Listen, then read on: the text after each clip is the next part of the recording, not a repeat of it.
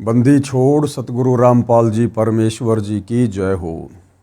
परम पिता परमात्मा सारी सृष्टि के रचनहार कुल मालिक असंख्य ब्रह्मांडों के स्वामी जगत गुरु तीनों लोकों में प्रवेश करके सबका धारण पोषण करने वाले राजाधिराज आत्माधार नाथों के नाथ देवों के देव महादेव सर्वेश्वर महेश्वर मृत्युंजय अजरो अमर आदि अनादि सनातनी प्रभु जगत पिता जगदीश्वर श्री श्री 1008 की उपाधि के वास्तविक अधिकारी अकाल मूरत सौद स्वरूपी राम वासुदेव सर्वगतम ब्रह्म परम पूज्य प्रथम पूज्य परम संत परम पुरुष परम धनी परम दयालु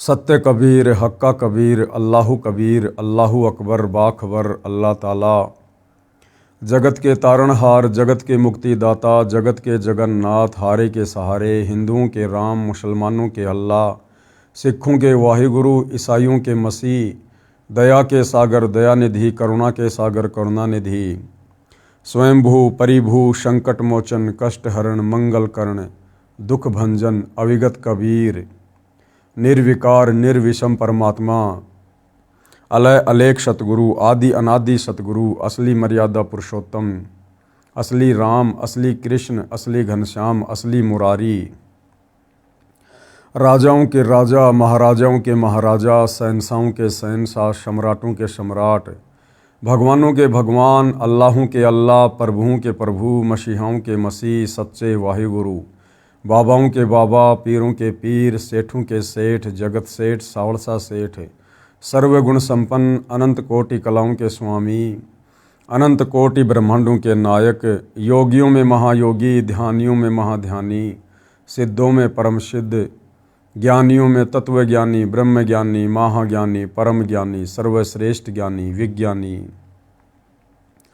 युवा कबीर समर्थ कबीर असंवात अमित ओझा सच्चे रहनुमा करीम अल्लाह सुभान अल्लाह दुनिया के अंतिम पैगंबर 8 सितंबर 1951 से गांव धनाना जिला सोनीपत हरियाणा भारतवर्ष की पावन भूमि पे प्रकट रियल कल की भगवान श्री नारायण साकार हरि श्री बाबा साहेब नूर अनंत परमात्मा सच्चे दरवेश सच्चे बाखबर संत श्रोमणी सतगुरु रामपाल जी परमेश्वर जी के चरण कमल में साध संगति से जुड़े हुए देश विदेश से आप और हम सभी सत्सेवक भाई बहनों का अनंत कोटि दंडवत प्रणाम।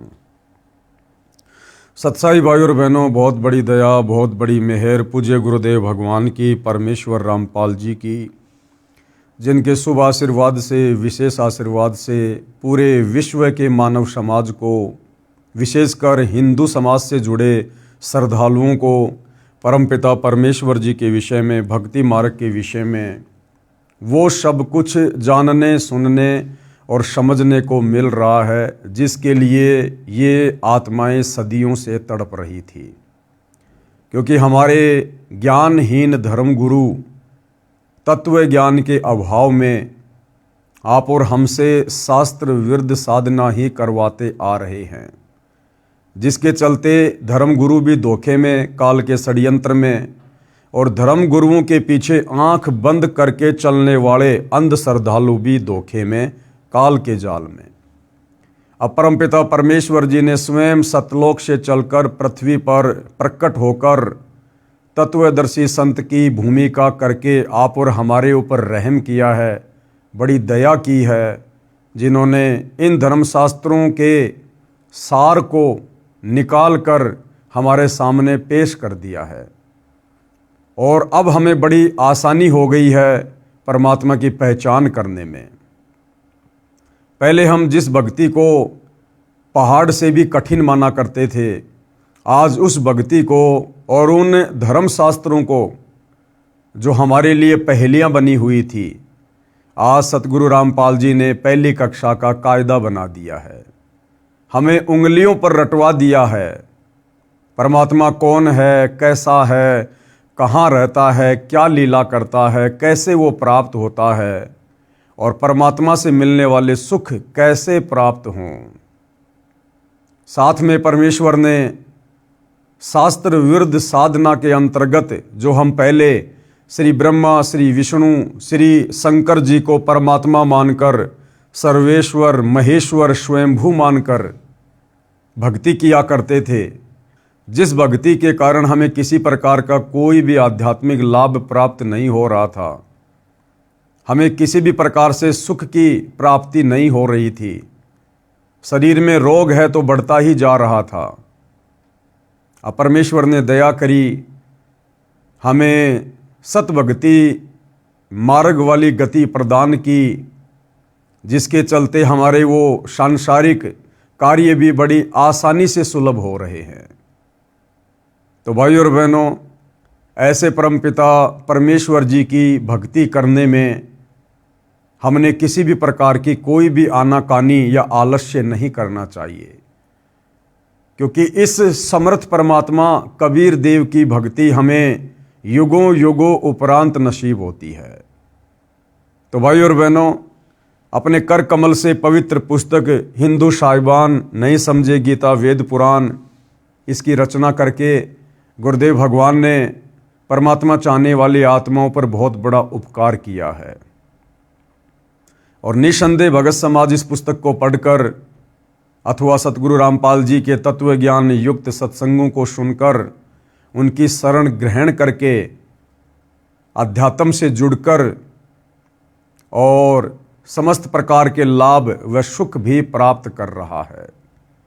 तो भाइयों और बहनों, अब हम इसी दिशा में आगे बढ़ते हैं, क्योंकि पहले के वीडियो में हमने बहुत कुछ समझा है कि वास्तव में पूजा के योग्य परमात्मा कौन है, धार्मिक अनुष्ठानों में इष्ट मानकर पूजने योग्य परमात्मा कौन है, अध्यात्म में ब्रह्मा विष्णु महेश की स्थिति क्या है, इनके पिता काल ब्रह्म की स्थिति क्या है, दुर्गा जी की स्थिति क्या है, अन्य देवी देवताओं की पूजा सहायक है या हानिकारक है, कर्मकांड पाखंड पूजा इसका भक्ति मार्ग में क्या औचित्य है, ये तमाम प्रकार की जानकारी हम प्राप्त कर चुके हैं। और वह सर्वश्रेष्ठ परमात्मा कौन है जो तीनों लोकों में प्रवेश करके सबका धारण पोषण करता है, एकमात्र उसी की भक्ति करनी चाहिए। ये सारी बातें भाइयों और बहनों हमने सतगुरु रामपाल जी के सत्संग सुनकर व उनके कर कमल से लिखित पुस्तकों को पढ़कर समझ लिया है। अब हमारे लिए भक्ति मार्ग की राह बड़ी आसान हो गई है।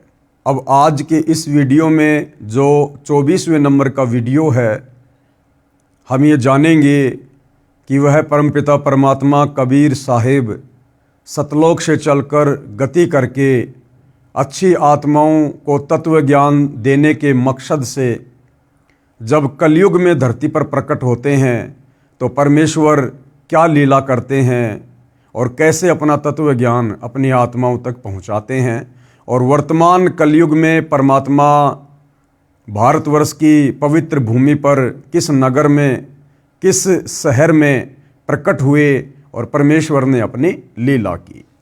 तो पवित्र पुस्तक हिंदू साहिबान नहीं समझे गीता वेद पुराण, पेज नंबर 324, कबीर परमेश्वर जी का कलयुग में अवतरण। लेखक यानी सतगुरु रामपाल जी के शब्दों में, बंदी छोड़ कबीर परमेश्वर जी ने द्वापर युग में अपने प्रिय शिष्य सुदर्शन वाल्मीकि जी को शरण में लिया था।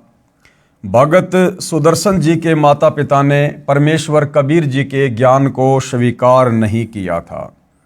यानी कल के वीडियो में हमने जो कथा सुनी थी पांडवों के यज्ञ वाली, जिसमें स्वयं कबीर परमात्मा जो कि द्वापर युग में करुणामय ऋषि के नाम से प्रकट थे, जिन्होंने अपने प्रिय शिष्य भगत सुदर्शन सुपच का रूप बनाकर पांडवों की यज्ञ सफल की थी, उनका शंख बजाया था। तो द्वापर युग में उसी सुपच सुदर्शन के माता पिताजी ने परमेश्वर कबीर जी की भक्ति को स्वीकार नहीं किया था, जिनके नाम थे, पिताजी का नाम भिखुराम तथा माताजी का नाम सुखवंती। जिस समय दोनों माता तथा पिता शरीर त्याग गए तो भगत सुदर्शन जी अत्यंत व्याकुल रहने लगे। देखो भाइयों और बहनों, इन कथाओं से हमने शिक्षा लेनी है। हम कलयुग के बिचली पीढ़ी वाले भक्तों को परमात्मा दृढ़ करने के लिए, काल के हर षड्यंत्र से परिचित करवाने के लिए, ताकि अंत समय में हम धोखा ना खा जाएं, जिस प्रकार से पहले के युगों में इन आत्माओं ने धोखा खाया। जब सुपच सुदर्शन जी के माता पिता शरीर छोड़ गए, उसके बाद सुपच सुदर्शन जी बड़े व्याकुल रहने लगे, जबकि भाई और बहनों व्याकुल होने का कोई मतलब ही नहीं बनता है, क्योंकि परमात्मा जी के ज्ञान से अपरिचित होने के कारण तो इस प्रकार की चिंता बन सकती है मोह ममता में। परंतु जब परमेश्वर ने आकर हमें तत्व ज्ञान से परिचित करवा दिया, सृष्टि रचना से परिचित करवा दिया, यहाँ के नकली रिश्ते नातों से परिचित करवा दिया कि हम तो खाली ऋण संबंधों के चलते एक दूसरे से जुड़े हुए हैं, बेटा बेटी के रिश्तों में, माता पिता के रिश्तों में, भाई बहनों के रिश्तों में, पति पत्नी के रिश्तों में हमें इस काल ने बांध रखा है। असल में हमारा ना कोई बेटा है, ना बेटी, ना माँ, ना बाप, ना पत्नी, ना भाई। हम सब परमपिता परमेश्वर कबीर जी की आत्माएं हैं। हम पहले सतलोक में रहा करते थे, अपनी गलती के चलते हम इस काल के लोक में फंस गए और हमारे संस्कार इतने बिगड़ गए कि अब उन संस्कारों के तहत हम एक दूसरे के रिश्ते नाते बने हुए हैं। कोई किसी को सुख देता है तो कोई किसी को दुख देता है। और परमात्मा जी भी अपनी वाणी में कहते हैं, भाई एक लेवा एक देवा दूतम, कोई किसी का पिता नहीं पूतम, ऋण संबंध जुड़े सब नाता, अंत सब बारा बाटा। सब अपना अपना संस्कार पूरा करके एक दिन चले जाएंगे अपने अपने रास्ते। तो सुदर्शन जी बड़े व्याकुल रहने लगे, जबकि भाई और बहनों ये गलती इस कलयुग की बिचली पीढ़ी में आप और हमने बिल्कुल भी नहीं करनी है, क्योंकि हमें गुरुदेव ने पूर्णतया तत्व ज्ञान से, मूल ज्ञान से परिचित करवा दिया है। हमने तो यहाँ से अपना पीछा छुड़वाना है।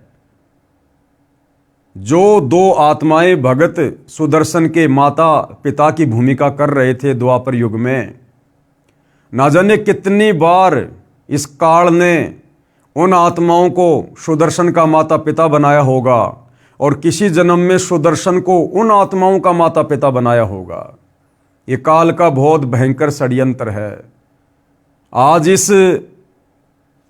सांसारिक युग में जो हमारी माँ है, जिसने हमारे को अपने पेट से जन्म दिया है, ना जाने कितने जन्मों में उसी आत्मा को इस काल ने हमारी औरत बनाया है, हमारी बहन बनाया है, हमारा दुश्मन बनाया है। इसलिए भाई और बहनों, इस काल के षड्यंत्र को गुरुदेव के तत्व ज्ञान से समझकर हमने इन रिश्ते नातों में उलझ कर नहीं रहना है। यहाँ हर प्राणी अपने कर्म का भोग भोगने के लिए आता है और संस्कार पूरा होने के बाद चला जाता है। इसलिए भक्तों ने तत्व ज्ञान आधार से अपनी सुरती केवल सतलोक में टिका के रखनी है, अपने गुरुदेव भगवान के चरणों में टिका के रखनी है कि भैया हमने तो इस काल लोक के झूठे रिश्ते नातों से पीछा छुड़वाकर सतलोक में चलकर और असली नाता अपने वहाँ रहने वाले सगे संबंधियों के साथ में जोड़ना है, अपने भाई बहनों के साथ में जोड़ना है, परमात्मा जी के साथ में जोड़ना है। तो भगत सुदर्शन जी माता पिताजी की मृत्यु के बाद व्याकुल रहने लगे, भक्ति भी कम करते थे। अंतर्यामी करुणामय जी द्वापर युग में कबीर परमेश्वर करुणामय नाम से लीला कर रहे थे। उन्होंने अपने भगत के मन की बात जानकर पूछा, हे भगत सुदर्शन, आपको कौन सी चिंता सता रही है? क्या माता पिता का वियोग सता रहा है या कोई अन्य पारिवारिक समस्या है? मुझे बताइए। भगत सुदर्शन जी ने कहा, हे बंदी छोड़, हे अंतर्यामी, आप सर्वज्ञ हैं, आप बाहर भीतर की सर्व स्थिति से परिचित हैं। हे प्रभु, मुझे मेरे माता पिता के निधन का दुख नहीं है, क्योंकि वे बहुत वृद्ध हो चुके थे। आपने बताया है कि ये 5 तत्व का पुतला एक दिन नष्ट होना है। मुझे चिंता सता रही है कि मेरे माता पिता अत्यंत पुण्यात्मा, दयालु तथा धर्मात्मा थे। उन्होंने अपनी भक्ति लोकवेद अनुसार की थी, जो शास्त्र विधि के विरुद्ध थी, जिस कारण से उनका मानव जीवन व्यर्थ गया। अब पता नहीं किस प्राणी की योनि में कष्ट उठा रहे होंगे। आपसे नम्र निवेदन आपका दास करता है, कि कभी मेरे माता पिता मानव शरीर प्राप्त करें तो उन्हें अपनी शरण में लेना परमेश्वर, तथा उन्हें भी भवसागर से यानी काल ब्रह्म के लोक से पार करना मेरे दाता।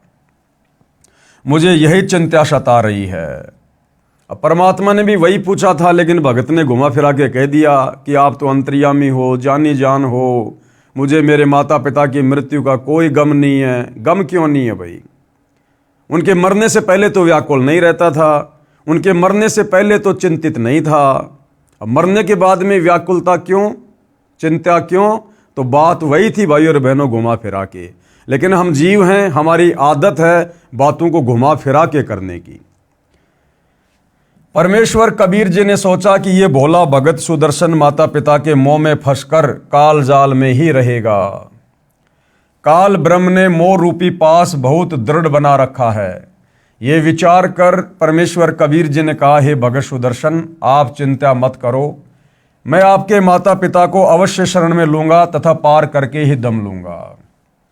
अब देखो भाई और बहनों, अगर भगत सुदर्शन जी ने परमात्मा के ज्ञान को अच्छे से समझ लिया होता तो उन्हें चिंता करने की कोई आवश्यकता ही नहीं थी। ठीक है, उसके माता पिता परमात्मा के शरण में नहीं थे, लेकिन भगत सुदर्शन को यह भी ज्ञान होना चाहिए कि परमात्मा का विधान है कि अगर किसी परिवार में कोई भगत दृढ़ होकर मर्यादा में रहकर भक्ति करेगा तो परमात्मा उसकी पिछली 7 पीढ़ियों तक के जो पूर्वज हैं, जो मर चुके हैं, उनको भी अन्य पशु पक्षी की योनियों में नहीं जाने देगा, उनको मनुष्य जन्म ही देगा और कभी न कभी अपनी शरण में लेकर उनका भी उद्धार करेगा। तो इस आधार से भी भगत सुदर्शन जी ने चिंता नहीं करनी चाहिए थी। आप सत्य लोग जाओ, ये चिंता छोड़ो। परमेश्वर कबीर जी के आश्वासन के पश्चात भगत सुदर्शन जी सत्य साधना करके सतलोक को गया, पूर्ण मोक्ष प्राप्त किया।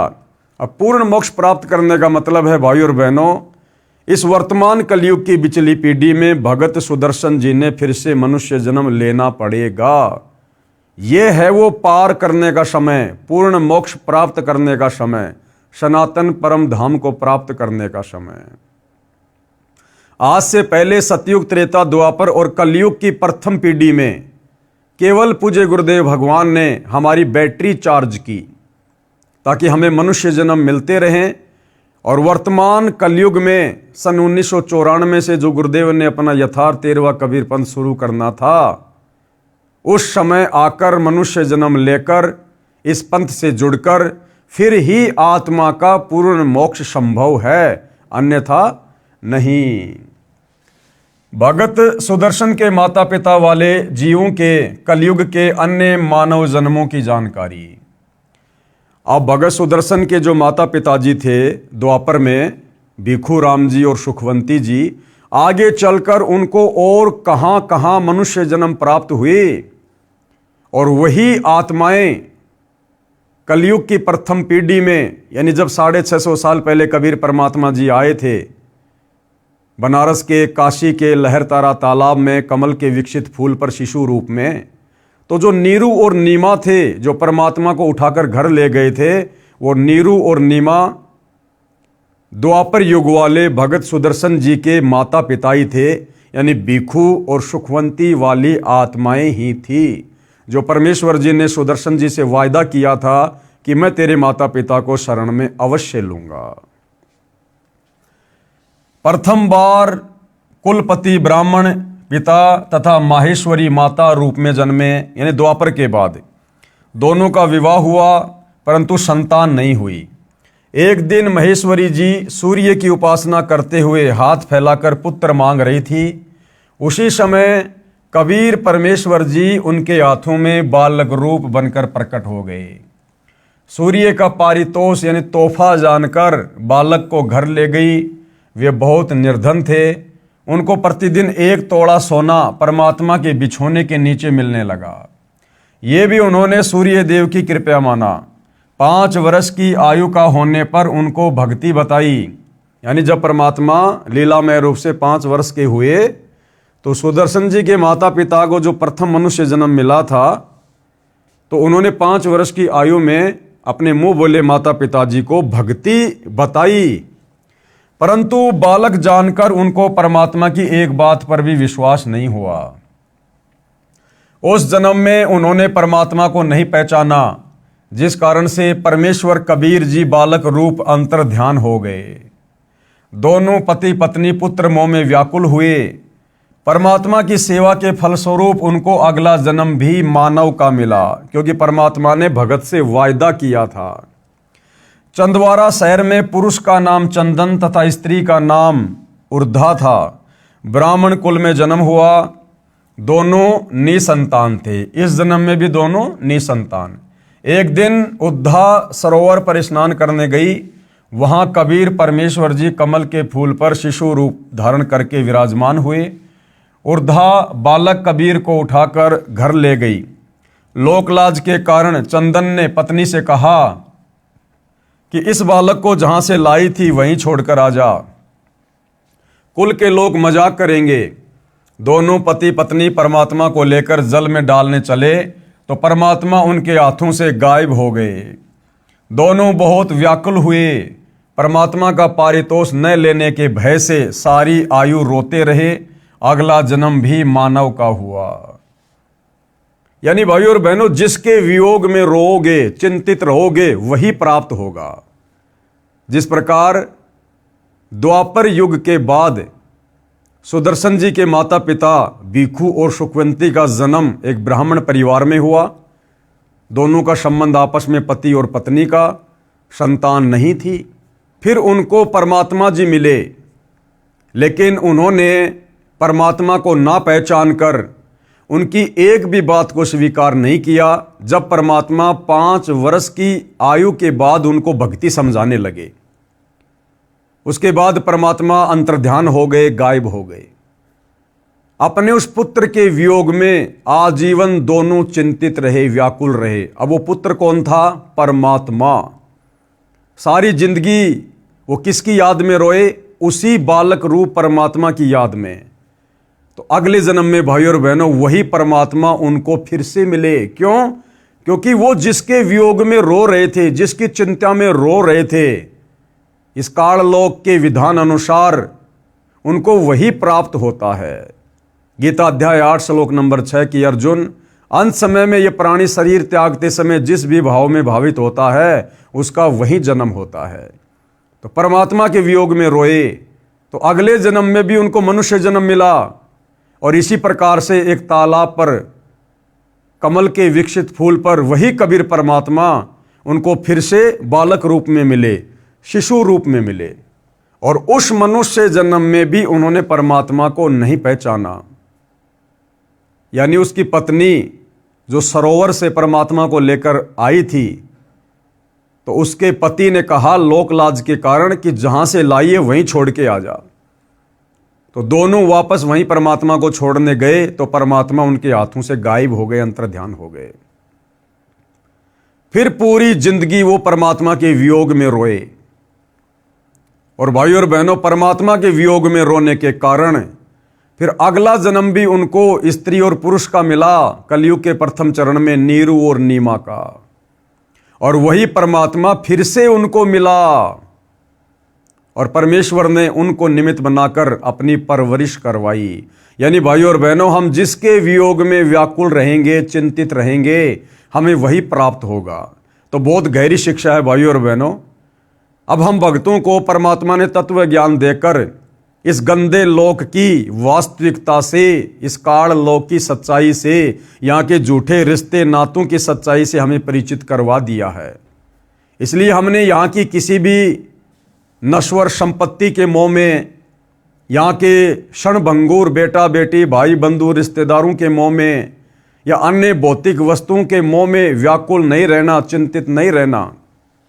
हमने चिंतित रहना है केवल अपने मोक्ष को लेकर कि हे भगवान, मेरा मोक्ष नहीं हुआ तो क्या होगा।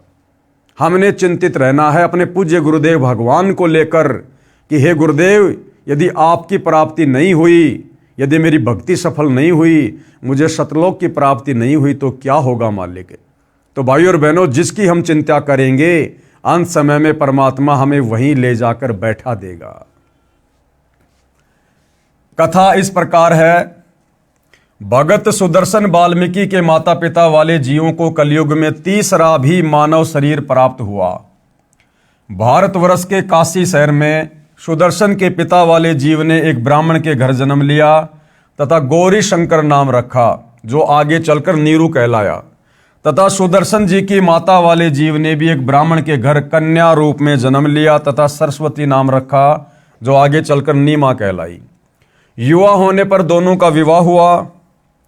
गौरी शंकर ब्राह्मण भगवान शिव का उपासक था तथा शिव पुराण की कथा करके भगवान शिव की महिमा का गुणगान किया करता।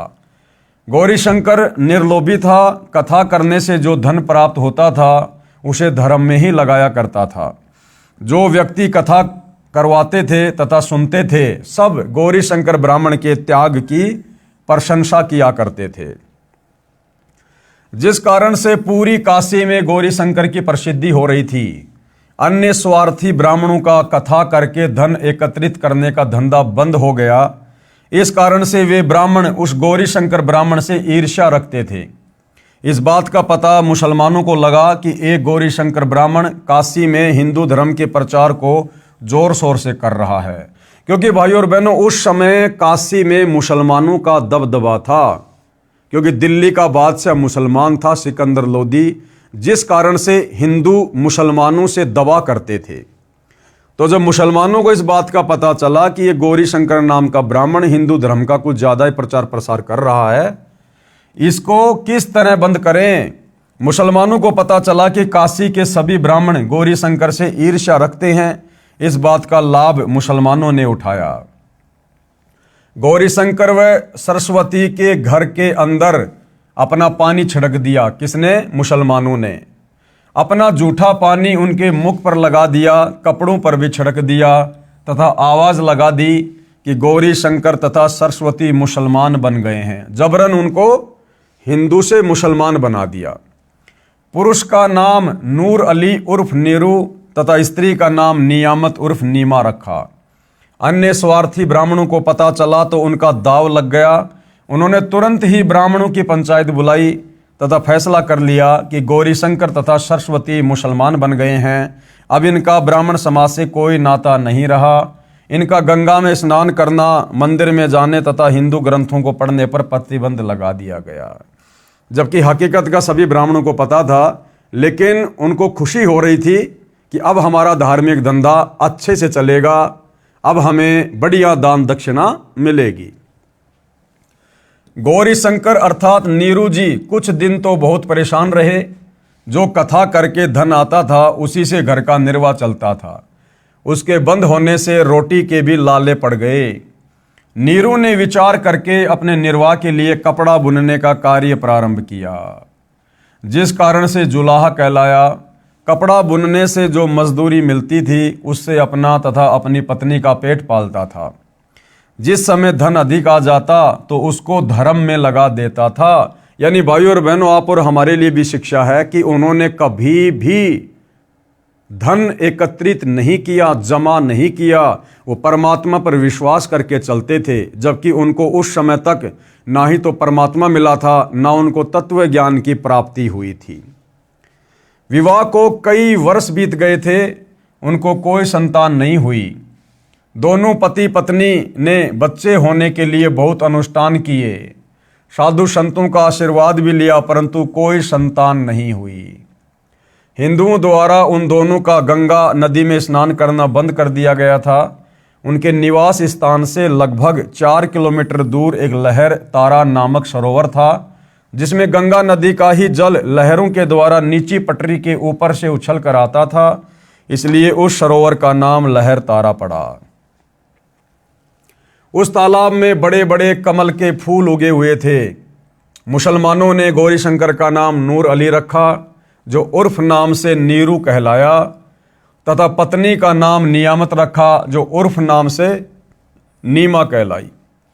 नीरू नीमा भले ही मुसलमान बन गए थे, परंतु अपने हृदय से साधना भगवान शंकर जी की ही किया करते थे तथा प्रतिदिन सवेरे सूर्योदय से पूर्व लहरतारा तालाब में स्नान करने जाया करते थे। अब नीरू और नीमा को किस प्रकार से उसी लहरतारा तालाब पर कबीर परमात्मा शिशु रूप में प्राप्त हुए। नीरू नीमा को कबीर परमात्मा की लहरतारा सरोवर में प्राप्ति। ज्येष्ठ मास की शुक्ल पूर्णमासी विक्रमी संवत 1455 सन 1398 सोमवार को भी ब्रह्म मुहूर्त का समय सूर्योदय से लगभग 1.5 घंटा पहले होता है। उसमें स्नान करने के लिए जा रहे थे। नीमा रास्ते में भगवान शंकर से प्रार्थना कर रही थी कि हे दीनानाथ, आप अपने दासों को भी एक बच्चा, एक बालक दे दो। आपके घर में क्या कमी है प्रभु, हमारा भी जीवन सफल हो जाएगा। दुनिया के व्यंग सुन सुनकर आत्मा दुखी हो जाती है। मुझ पापिन से ऐसी कौन सी गलती किस जन्म में हुई है जिस कारण मुझे बच्चे का मुख देखने को तरसना पड़ रहा है। जबकि भाई और बहनों, परमात्मा तो उनको इस बीमारी से दूर रख रहे थे। परमात्मा उन आत्माओं का मोक्ष करना चाहते थे, स्वयं बालक रूप में उनके घर में आना चाहते थे। हमारे पापों को क्षमा करो प्रभु, हमें भी एक बालक दे दो।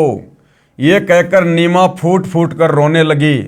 तब नीरू ने धैर्य दिलाते हुए कहा, हे नीमा, हमारे भाग्य में संतान नहीं है। यदि भाग्य में संतान होती तो प्रभु शिव अवश्य प्रदान कर देते। आप रो रो कर आंखें खराब कर लोगी। बालक भाग्य में है नहीं जो वृद्ध अवस्था में उंगली पकड़ लेता। आप मत रोवो, आपका बार बार रोना मेरे से देखा नहीं जाता। ये कहकर नीरू की आंखें भी भर आई। इसी तरह प्रभु की चर्चा व बालक प्राप्ति की याचना करते हुए उसी लहरतारा तालाब पर पहुंच गए। प्रथम नीमा ने प्रवेश किया, उसके पश्चात नीरू ने स्नान करने को तालाब में प्रवेश किया। सुबह का अंधेरा शीघ्र ही उजाले में बदल जाता है। जिस समय नीमा ने स्नान किया था उस समय तक तो अंधेरा था। जब कपड़े बदलकर पुनः तालाब पर उस कपड़ों को धोने के लिए गई जिसे पहनकर स्नान किया था, उस समय नीरू तालाब में प्रवेश करके गोते लगा लगाकर मल मल कर स्नान कर रहा था। नीमा की दृष्टि एक कमल के फूल पर पड़ी जिस पर कोई वस्तु हिल रही थी। देखो भाई और बहनों, ये परमेश्वर के प्रकट होने की कथा है।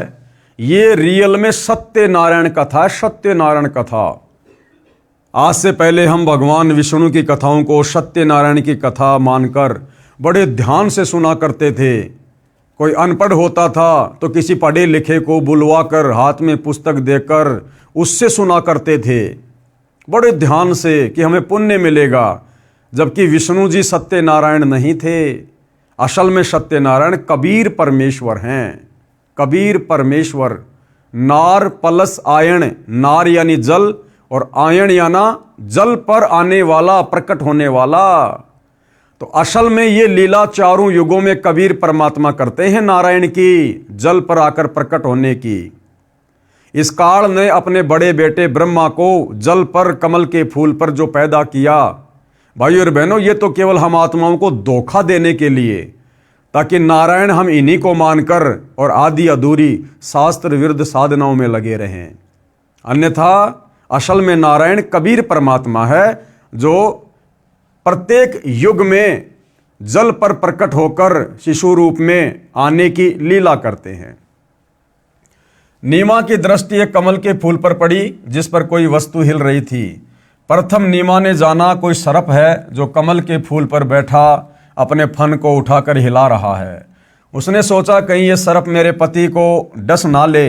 नीमा ने उसको ध्यानपूर्वक देखा, वह सर्प नहीं है, कोई बालक था जिसने एक पैर अपने मुख में ले रखा था तथा दूसरे को हिला रहा था। नीमा ने अपने पति से ऊंची आवाज में कहा, देखियो जी, एक छोटा बच्चा कमल के फूल पर लेटा है, वह जल में डूब ना जाए।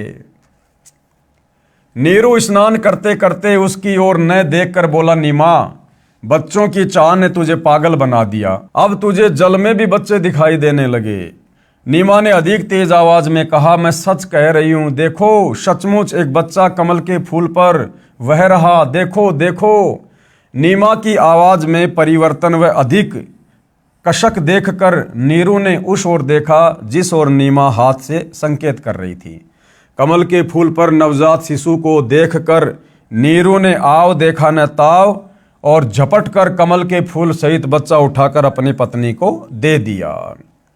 अब भाई और बहनों, चारों युगों में कबीर परमेश्वर जी कमल के फूल पर ही प्रकट होने की लीला क्यों करते हैं?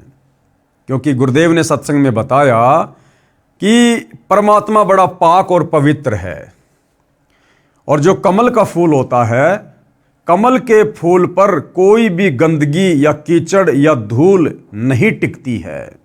वो बिल्कुल साफ सुथरा खिला खिला होता है। इसलिए परमात्मा कमल के फूल पर प्रकट होते हैं। अब विचार करने की बात ये है भाई और बहनों, वर्तमान में वही कबीर परमात्मा सतगुरु रामपाल जी के नाम से धरती पर प्रकट हैं। लेकिन भाई ये कलयुग की बिचली पीढ़ी है, साइंस का ज़माना है, इंसान अपने आप को बहुत ज़्यादा चतुर और शाना समझने लग गया। अब यदि वो परमात्मा इस कलयुग की बिचली पीढ़ी में वैसी ही लीला करें जो लीला उन्होंने 650 साल पहले की थी कमल के फूल पर आने की, तो भाइयों और बहनों, वर्तमान में कोई भी व्यक्ति सतगुरु रामपाल जी को परमात्मा के रूप में स्वीकार नहीं करेगा। क्योंकि इस नकली विज्ञान ने, साइंस ने हमारे दिमाग के पर्दे बंद कर रखे हैं। हमें अज्ञानता का काला चश्मा पहना रखा है, अध्यात्म से कोसों दूर करके। और हम क्या कहेंगे कि इम्पॉसिबल, ऐसा हो ही नहीं सकता कि मां के गर्भ के बिना कोई भी ऐसे कमल के फूल पर प्रकट हो जाएगा। ऐसा बिल्कुल नहीं हो सकता है, साइंस के नियमों के खिलाफ है। और हम सतगुरु रामपाल जी को कोई तांत्रिक मान लेते, कोई शेवड़ा मान लेते, कोई जादूगर मान लेते, या अन्य कोई प्रेत आत्मा मान लेते। लेकिन भगवान के रूप में वर्तमान में अगर वो उसी प्रकार की लीला करके प्रकट हों तो कोई भी उनको परमात्मा के रूप में स्वीकार नहीं करता। ये परमात्मा को पहले से पता था। इसलिए परमात्मा ने वर्तमान में अपने प्रकट होने की लीला को दूसरा रूप दे दिया। कैसा? जैसे कि आदरणीय गरीबदास जी 350 साल पहले शिशु रूप में सतलोक से चलकर प्रकट हुए। सांसारिक दिखावे में उन्होंने मुंह बोला माता पिता बनाया। इसी प्रकार से वर्तमान में सतगुरु रामपाल जी प्रकट हुए हैं। भाइयों और बहनों, हमारी चरम दृष्टि का ये धोखा है। ये बात हमें उनके तत्व ज्ञान से समझ में आएगी कि कबीर परमात्मा ही तत्वदर्शी संत की भूमिका करता है। दूसरा सृष्टि में कोई तत्वदर्शी संत हो ही नहीं सकता। सारी सृष्टि में एकमात्र जगत गुरु कबीर परमात्मा ही होते हैं। और वर्तमान में एकमात्र जगत गुरु धरती पर सतगुरु रामपाल जी हैं, तो ये स्वयं कबीर परमात्मा है। तो किसी मां के गर्भ से जन्म लेकर आने का तो कोई मतलब ही नहीं होता, ये तो स्वयंभू परमात्मा है। हाँ, हमारी चरम दृष्टि को धोखा देने के लिए लीला परमात्मा जो मर्जी करे, तो वही लीला परमेश्वर ने की। आप और हमें लगता है, दुनिया की नज़रों में ऐसा प्रतीत होता है जैसा वो माँ के गर्भ से आए हैं, परंतु भाइयों और बहनों, ये हमारी चरम दृष्टि का धोखा है। जो परमात्मा इस धरती पर भी सतलोक से चलकर और कमल के फूल पर प्रकट होते हैं, क्योंकि कमल के फूल पर गंदगी नहीं टिकती, तो बोला वही कबीर परमात्मा सतगुरु रामपाल जी एक मां के गर्भ से जन्म लेकर गंदगी में जेर से लिपटकर भला बाहर क्यों आएंगे? तो भाइयों और बहनों, इस बात को भी वही आत्माएं समझ पाएंगी, इस लीला को वही आत्माएं समझ पाएंगी जो आत्माएं युगों युगों से भक्ति धन से सराबोर होंगी, जिनके भक्ति संस्कार मजबूत होंगे और जो संकेतों में परमेश्वर की हर बात को समझने के योग्य होंगी। अन्यथा लोग शौपन में भी विश्वास नहीं कर सकते कि सतगुरु रामपाल जी माँ के गर्भ से जन्म ना लेकर अपनी लीला के तहत हमारी चरम दृष्टि को धोखा देते हुए प्रकट हुए होंगे। तो परमात्मा जी कमल के फूल पर प्रकट हुए और नीरू और नीमा उनको वहां से उठाकर अपने घर ले गए। नीमा ने परमेश्वर कबीर जी को सीने से लगाया, मुख चूमा, पुत्रवत प्यार किया। जिस परमेश्वर की खोज में ऋषि मुनियों ने जीवन भर शास्त्र विधि विरुद्ध साधना की, उन्हें नहीं मिला। वही परमेश्वर भक्तमती नीमा की गोद में खेल रहा था। जिस शांतिदायक परमेश्वर को आनंद की प्राप्ति के लिए प्राप्त करने की इच्छा से साधना की जाती है, वही परमेश्वर नीमा के हाथों में सीने से लगा हुआ था। उस समय जो शीतलता व आनंद का अनुभव भगतमती नीमा को हो रहा था उसकी कल्पना ही की जा सकती है। नीरू स्नान करके जल से बाहर आया। नीरू ने सोचा यदि हम इस बच्चे को नगर में ले जाएंगे तो शहरवासी हम पर शक करेंगे, सोचेंगे कि ये किसी के बच्चे को चुरा कर लाए हैं, कहीं हमें नगर से निकाल ना दें। इस डर से नीरू ने अपनी पत्नी से कहा, नीमा इस बच्चे को यहीं छोड़ दे, इसी में अपना हित है। नीमा बोली, हे पतिदेव, यह भगवान शंकर का दिया खिलौना है। इस बच्चे ने पता नहीं मुझ पर क्या जादू कर दिया है कि मेरा मन इस बच्चे के वश हो गया है। अब भाई ये परमात्मा तो सबसे बड़ा जादूगर है, मैं इस बच्चे को नहीं त्याग सकती। नीरू ने नीमा को अपने मन की बात से अवगत करवाया, बताया कि ये बच्चा नगरवासी हमसे छीन लेंगे, पूछेंगे कहाँ से लाए हो, हम कहेंगे लहर तारा तालाब में कमल के फूल पर मिला है। हमारी बात पर कोई भी विश्वास नहीं करेगा, हो सकता है वे हमें नगर से भी निकाल दें। तब नीमा ने कहा, मैं इस बालक के साथ देश निकाला भी स्वीकार कर लूंगी, परंतु इस बच्चे को नहीं त्याग सकती। मैं अपनी मृत्यु को भी स्वीकार कर लूंगी, परंतु इस बच्चे से भिन्न नहीं रह सकूंगी। नीमा का हठ देखकर नीरू को क्रोध आ गया तथा अपने हाथ को थप्पड़ मारने की स्थिति में उठाकर आंखों में आंसू भरकर करुणा भरी आवाज में बोला, नीमा मैंने आज तक तेरी किसी भी बात को नहीं ठुकराया। ये जानकर कि हमारे कोई बच्चा नहीं है, मैंने तुझे पति तथा पिता दोनों का प्यार दिया है, तू मेरे नम्र स्वभाव का अनुचित लाभ उठा रही है। आज मेरी स्थिति को न समझकर अपने हठी स्वभाव से मुझे कष्ट दे रही है। विवाहित जीवन में नीरू ने प्रथम बार अपनी पत्नी की ओर थप्पड़ मारने के लिए हाथ उठाया था तथा कहा था कि या तो इस बच्चे को यहीं रख दे, वरना आज मैं तेरी बहुत पिटाई करूंगा।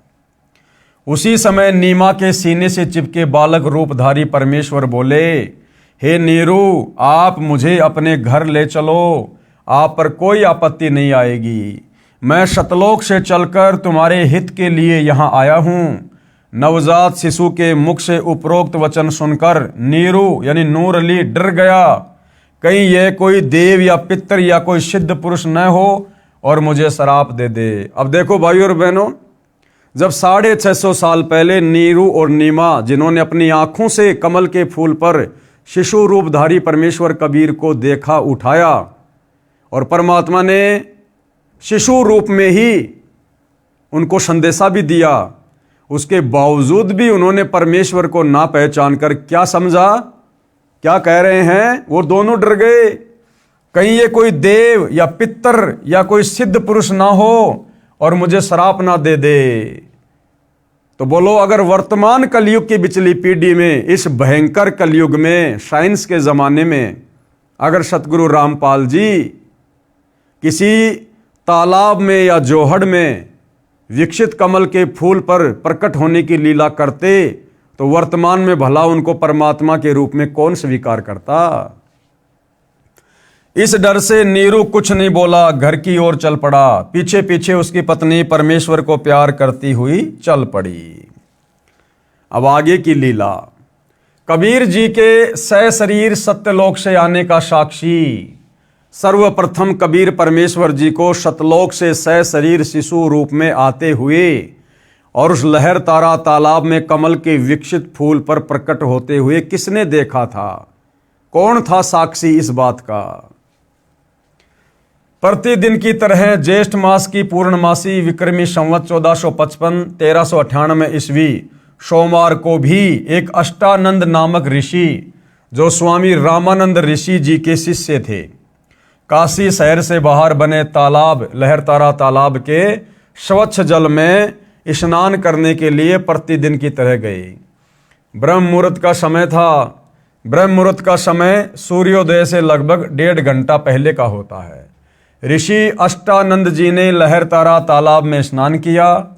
वे प्रतिदिन वहीं बैठकर कुछ समय अपनी पाठ पूजा किया करते थे। ऋषि अष्टानंद जी ध्यान मग्न होने की चेष्टा कर ही रहे थे, उसी समय आकाश से एक प्रकाश पुंज नीचे की ओर आता दिखाई दिया। वह इतना तेज प्रकाश था, उसे ऋषि जी की चरम दृष्टि सहन नहीं कर सकी। जैसे दोपहर के समय सूर्य की तरफ देखते हैं तो हमारी आंखें सहन नहीं कर पाती और बंद हो जाती है, और बंद आंखों में फिर सूर्य का छोटा छोटा गोला दिखाई देता है जो प्रकाश रहित होता है। उसे ऋषि जी की चरम दृष्टि सहन नहीं कर सकी। जिस प्रकार आंखें सूर्य की रोशनी को सहन नहीं कर पाती, सूर्य के प्रकाश को देखने के पश्चात आंखें बंद करने पर सूर्य का आकार दिखाई देता है, उसमें प्रकाश अधिक नहीं होता। इसी प्रकार प्रथम बार परमेश्वर के प्रकाश को देखने से ऋषि जी की आंखें बंद हो गई। बंद आंखों में शिशु को देखकर, यानी एक बालक को देखकर फिर से आंखें खोली। ऋषि अष्टानंद जी ने देखा कि वह प्रकाश लहरतारा तालाब पर उतर गया है, जिससे पूरा सरोवर प्रकाशमान हो गया तथा देखते ही देखते वह प्रकाश जलाशय के एक कोने में सिमट गया।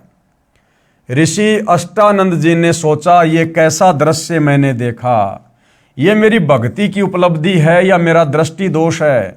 इसके विषय में गुरुदेव स्वामी रामानंद जी से पूछूंगा। ये विचार करके ऋषि अष्टानंद जी अपनी शेष साधना को छोड़कर अपने पूज्य गुरुदेव के पास गए। स्वामी रामानंद जी को सर्व घटनाक्रम बताकर पूछा, है गुरुदेव, ये मेरी भक्ति की उपलब्धि है या मेरी कोई भ्रमणा है? मैंने प्रकाश आकाश से नीचे की ओर आते देखा, जिसे मेरी आंखें सहन नहीं कर सकी। आंखें बंद हुई तो नवजात शिशु दिखाई दिया। पुनः आंखें खोली तो उस प्रकाश से पूरा जलाशय ही जगमगा गया। पश्चात वह प्रकाश उस तालाब के एक कोने में सिमट गया। मैं आपसे कारण जानने की इच्छा से अपनी साधना बीच में ही छोड़कर आया हूं। कृपया मेरी शंका का समाधान कीजिए। अब पंडित रामानंद जी को जैसा भी ज्ञान था, उन्होंने अपने शिष्य की शंका का समाधान किया। ऋषि रामानंद स्वामी जी ने अपने शिष्य अष्टानंद से कहा, हे ब्राह्मण, ये न तो तेरी भक्ति की उपलब्धि है, न आपका दृष्टि दोष ही है।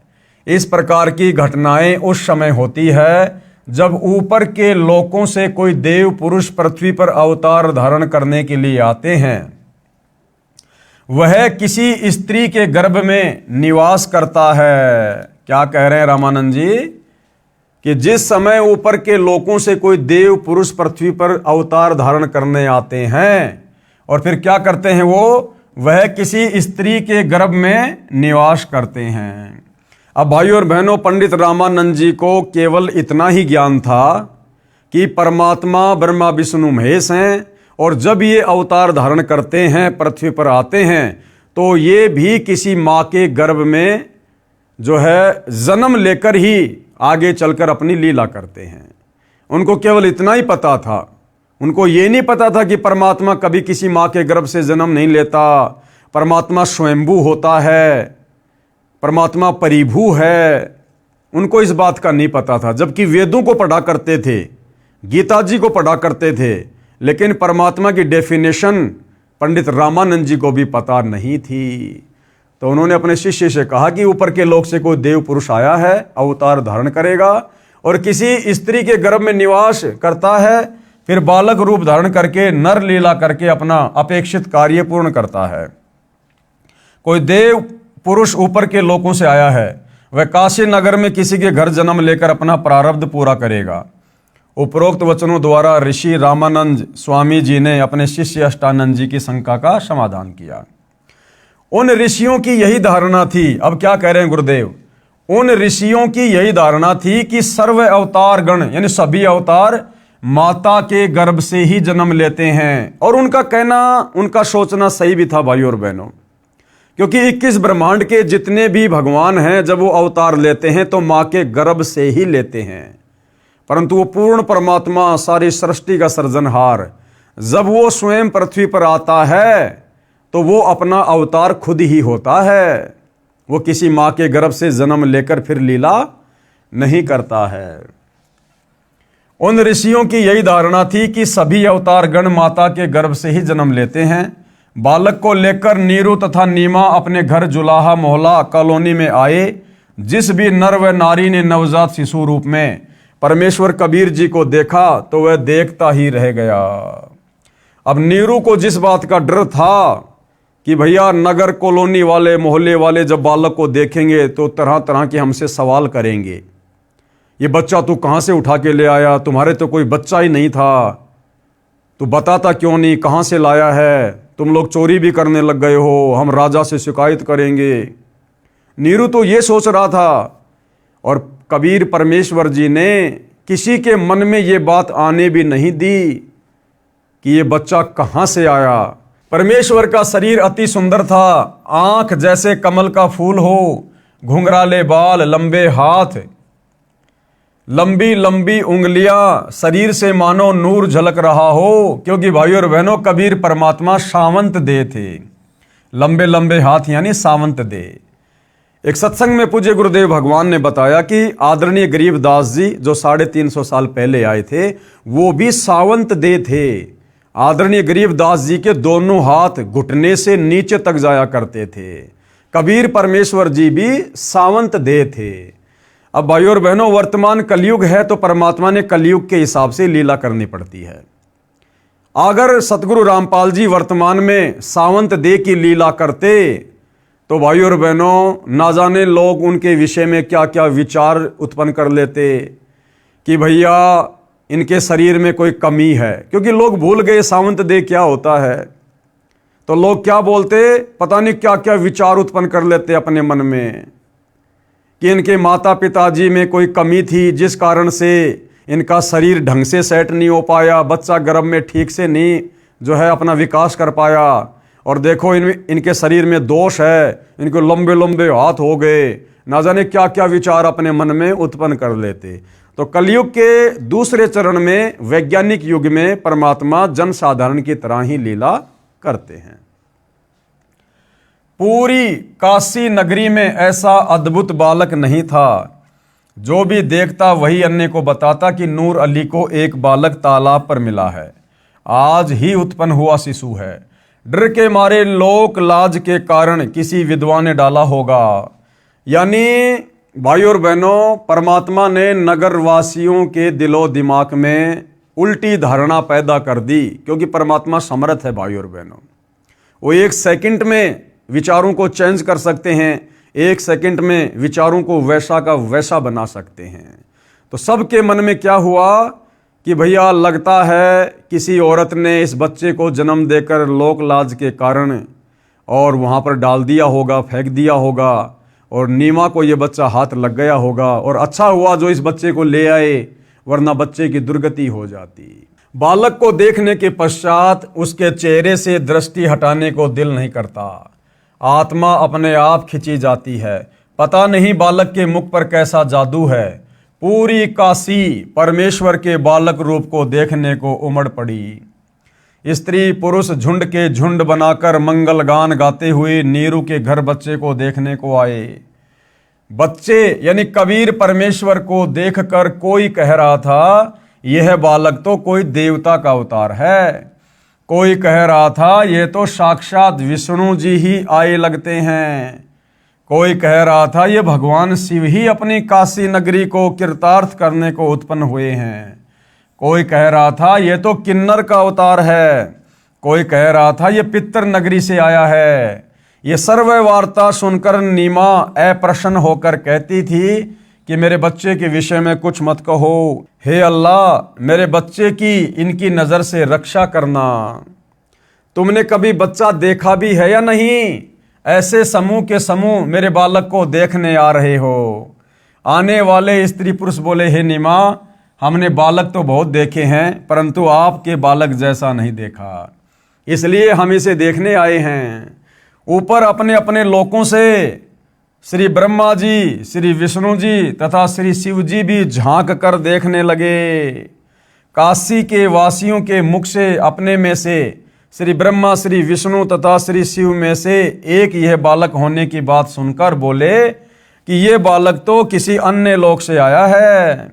यानी जब काशी वाले इस प्रकार की बातें कर रहे थे, कोई कह रहा था भैया ये तो ब्रह्मा जी का अवतार है, कोई कह रहा था ये तो साक्षात विष्णु जी आ गए, कोई कह रहा था भाई शंकर जी आ गए अवतार लेकर। तो ऊपर ब्रह्मा विष्णु महेश भी नीचे झांक कर देख रहे थे। तो वो भी आपस में बातें कर रहे थे कि भाई ये हमारे में से तो कोई नहीं है, ये तो किसी दूसरे लोक से आया है, भाई कोई परमात्मा ही है, कोई तगड़ा ही महापुरुष है।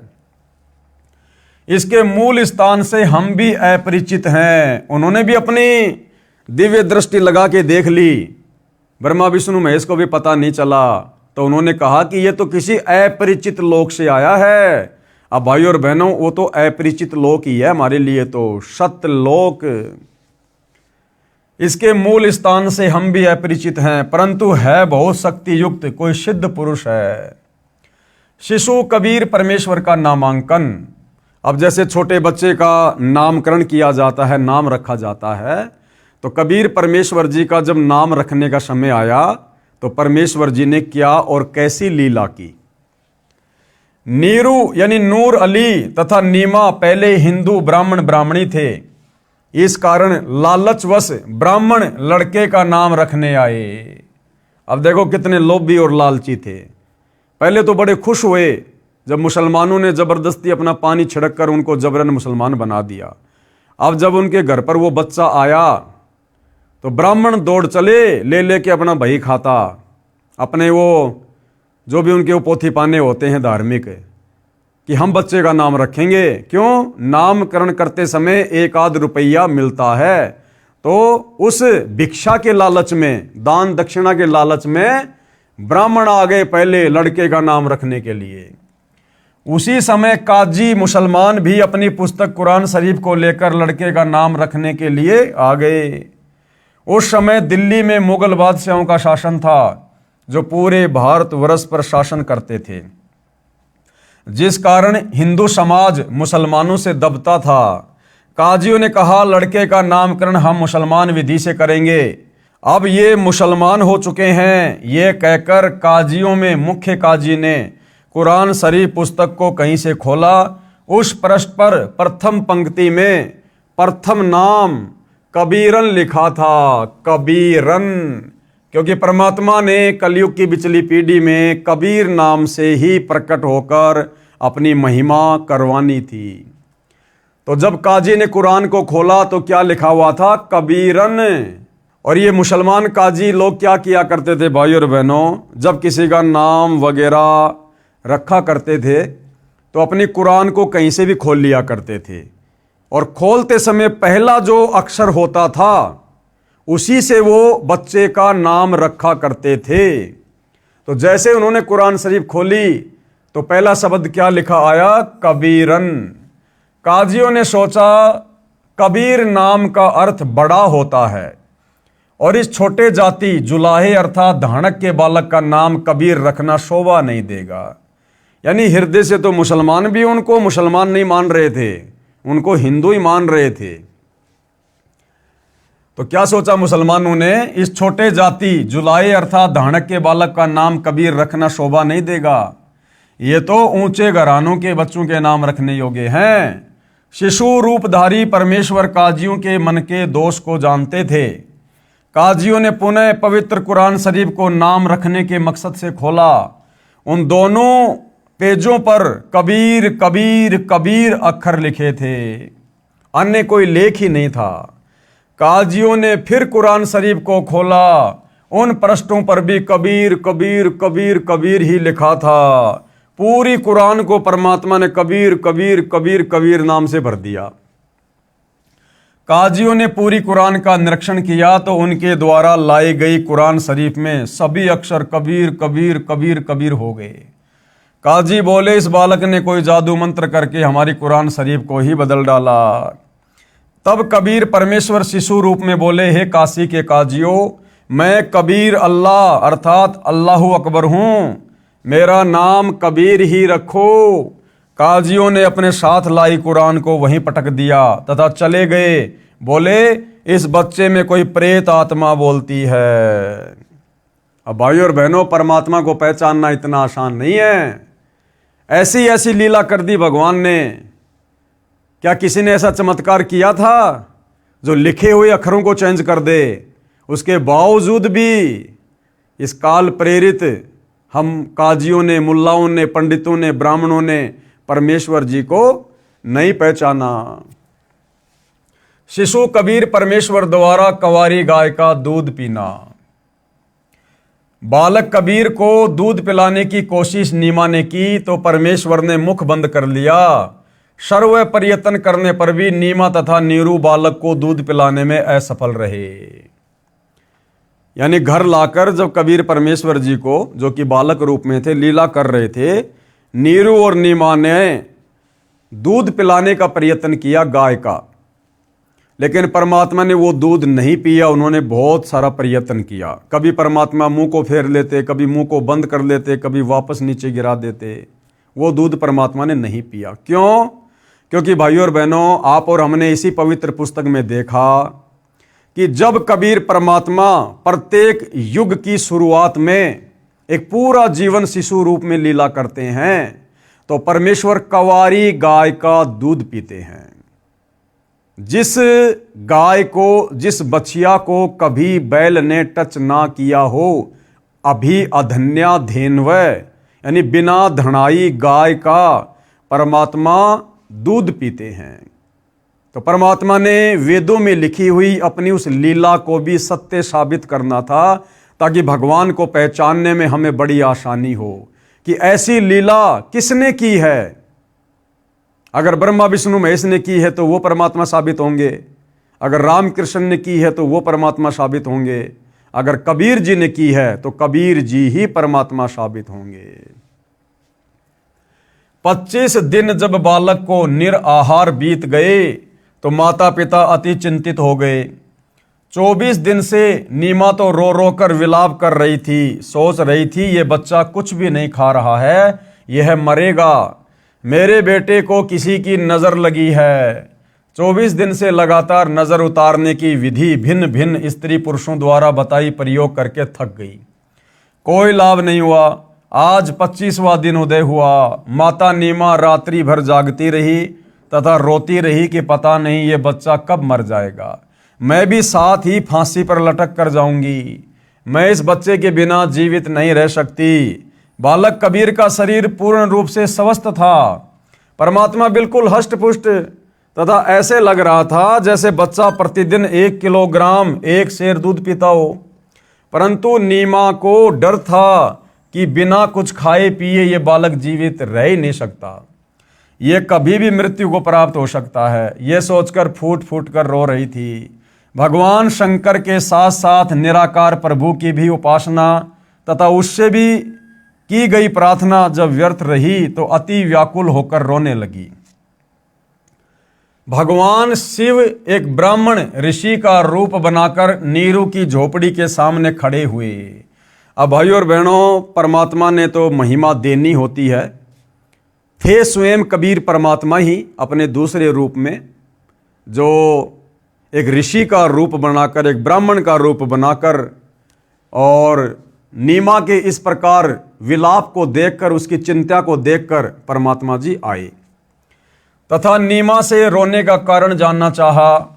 नीमा रोती रही, हिचकियां लेती रही। संत रूप में खड़े भगवान शिव के अति आग्रह करने पर नीमा रोती रोती कहने लगी, हे ब्राह्मण, मेरे दुख से परिचित होकर आप भी दुखी हो जाओगे। फकीर वेशधारी शिव भगवान बोले, हे माई, कहते हैं अपने मन का दुख दूसरे के समक्ष कहने से मन हल्का हो जाता है। अब कई भाई बहनों को शंका होगी, नहीं नहीं जी, वो तो भगवान शिव ही थे। अरे भैया, वो नीमा भगवान शिव को रोते रोते उसको आधी से ज्यादा उम्र बीत गई थी कि भगवान शिव मुझे बच्चा दे दे, मुझे बच्चा दे दे। हे भगवान शंकर, तेरे घर में क्या कमी है, क्या कमी है। उस भगवान शिव ने उस समय तो नहीं सुनी उसकी एक भी, और अब कैसे आ जाएगा वो भगवान शंकर। तो स्वयं कबीर परमात्मा ही सारा खेल खेलता है। आपके कष्ट का निवारण करने की विधि भी प्राप्त हो जाए। आंखों में आंसू, जीव्या लड़खड़ाते हुए गहरे सांस लेते हुए नीमा ने बताया, हे महात्मा जी, हम निसंतान थे। 25 दिन पहले हम दोनों पति पत्नी प्रतिदिन की तरह काशी में लहरतरा तालाब पर स्नान करने जा रहे थे। उस दिन ज्येष्ठ मास की शुक्ल पूर्णमासी की सुबह थी। रास्ते में मैंने अपने इष्ट भगवान शंकर से पुत्र प्राप्ति की हृदय से प्रार्थना की थी। मेरी पुकार सुनकर दीनदयाल भगवान शंकर जी ने उसी दिन एक बालक लहर तारा तालाब में कमल के फूल पर हमें दिया। अब ये तो भाई और बहनों नीमा के अपने विचार हैं। बच्चे को प्राप्त करके हमारे हर्ष का कोई ठिकाना नहीं रहा। ये हर्ष अधिक समय तक नहीं रहा। इस बच्चे ने दूध नहीं पिया। सब प्रयत्न करके हम थक चुके हैं। आज इस बच्चे को 25वां दिन है, कुछ भी आहार नहीं किया है। यह बालक मरेगा, इसके साथ ही मैं आत्महत्या करूंगी। मैं इसकी मृत्यु की प्रतीक्षा कर रही हूं। सारी रात्रि बैठकर तथा रो रो कर व्यतीत की है। मैं भगवान शंकर से प्रार्थना कर रही हूं कि हे भगवान, इससे अच्छा तो ये बालक ना देते। अब इस बच्चे में इतनी ममता हो गई है कि मैं इसके बिना जीवित नहीं रह सकूंगी। नीमा के मुख से सारी कथा सुनकर साधु रूपधारी भगवान शंकर ने कहा, आपका बालक मुझे दिखाइए। नीमा ने बालक को पालने से उठाकर ऋषि के समक्ष प्रस्तुत किया। दोनों प्रभुओं की आपस में दृष्टि मिली। भगवान शंकर जी ने शिशु कबीर जी को अपने हाथों में ग्रहण किया तथा मस्तिष्क की रेखाएं व हस्त रेखाएं देखकर बोले, नीमा, आपके बेटे की लंबी आयु है, ये मरने वाला नहीं है। देख कितना स्वस्थ है, कमल जैसा चेहरा खिला है। नीमा ने कहा, हे विप्रवर, बनावटी सांत्वना से मुझे संतोष होने वाला नहीं है। बच्चा दूध पिएगा तो मुझे सुख की सांस आएगी। 25 दिन के बालक का रूप धारण किए परमेश्वर कबीर जी ने भगवान शिव से कहा, हे भगवान, आप इन्हें कहो एक कंवारी गाय लाए। आप उस कंवारी गाय पर अपना आशीर्वाद भरा हस्त रखना, वह दूध देना प्रारंभ कर देगी। मैं उस कंवारी गाय का दूध पीऊंगा। वह गाय आजीवन बिना ब्याहे अर्थात कुंवारी रहकर ही दूध दिया करेगी। उस दूध से मेरी परवरिश होगी। परमेश्वर कबीर जी तथा भगवान शंकर जी की 7 बार चर्चा हुई। शिवजी ने नीमा से कहा, आपका पति कहाँ है? नीमा ने अपने पति को पुकारा। वह भीगी आंखों से उपस्थित हुआ तथा ब्राह्मण को प्रणाम किया। ब्राह्मण ने कहा, नीरू, आप एक कंवारी गाय लाओ, वह दूध देगी। उस दूध को ये बालक पिएगा। नीरू कंवारी गाय ले आया तथा साथ में कुम्हार के घर से एक ताजा छोटा घड़ा यानी 4 किलोग्राम क्षमता का मिट्टी का पात्र भी लेकर आया। परमेश्वर कबीर जी के आदेश अनुसार विप्र रूपधारी शिव जी ने उस कंवारी गाय की पीठ पर हाथ मारा। जैसे थपकी लगाते हैं, गौ माता के थन लंबे लंबे हो गए तथा थनों से दूध की धार बह चली। नीरू को पहले ही वह पात्र थनों के नीचे रखने का आदेश दे रखा था। दूध का पात्र भरते ही थनों से दूध निकलना बंद हो गया।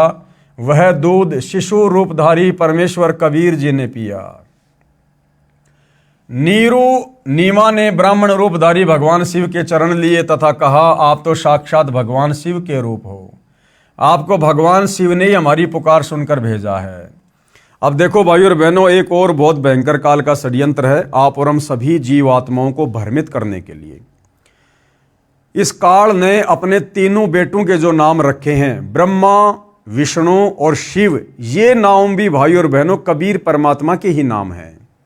ब्रह्मा यानी सारी सृष्टि को रचने वाला, उत्पन्न करने वाला, असल में वो ब्रह्मा भी सतगुरु रामपाल जी हैं। विष्णु का अर्थ आपने वेदों में देख लिया, कबीर परमात्मा जी के लिए है कि अग्ने तनुर असी, विष्णवे तवा सोमस्य तनुर असी, कबीर अंभारी असी, बंभारी असी, सवर ज्योति रितधाम आशी। यानी जो परमात्मा तीनों लोकों में प्रवेश करके सबका पालन पोषण करता है, वह वास्तव में विष्णु है। और शिव यानी अविनाशी सत्य परमात्मा, तो वो भी कबीर परमात्मा ही है। दूसरा, इसने जो अवतार भेजे हैं, उन अवतारों के नाम भी इस परमात्मा के नाम पर रख दिए ताकि दुनिया भ्रमित रहे। राम, असल में राम कौन है? कबीर परमात्मा है।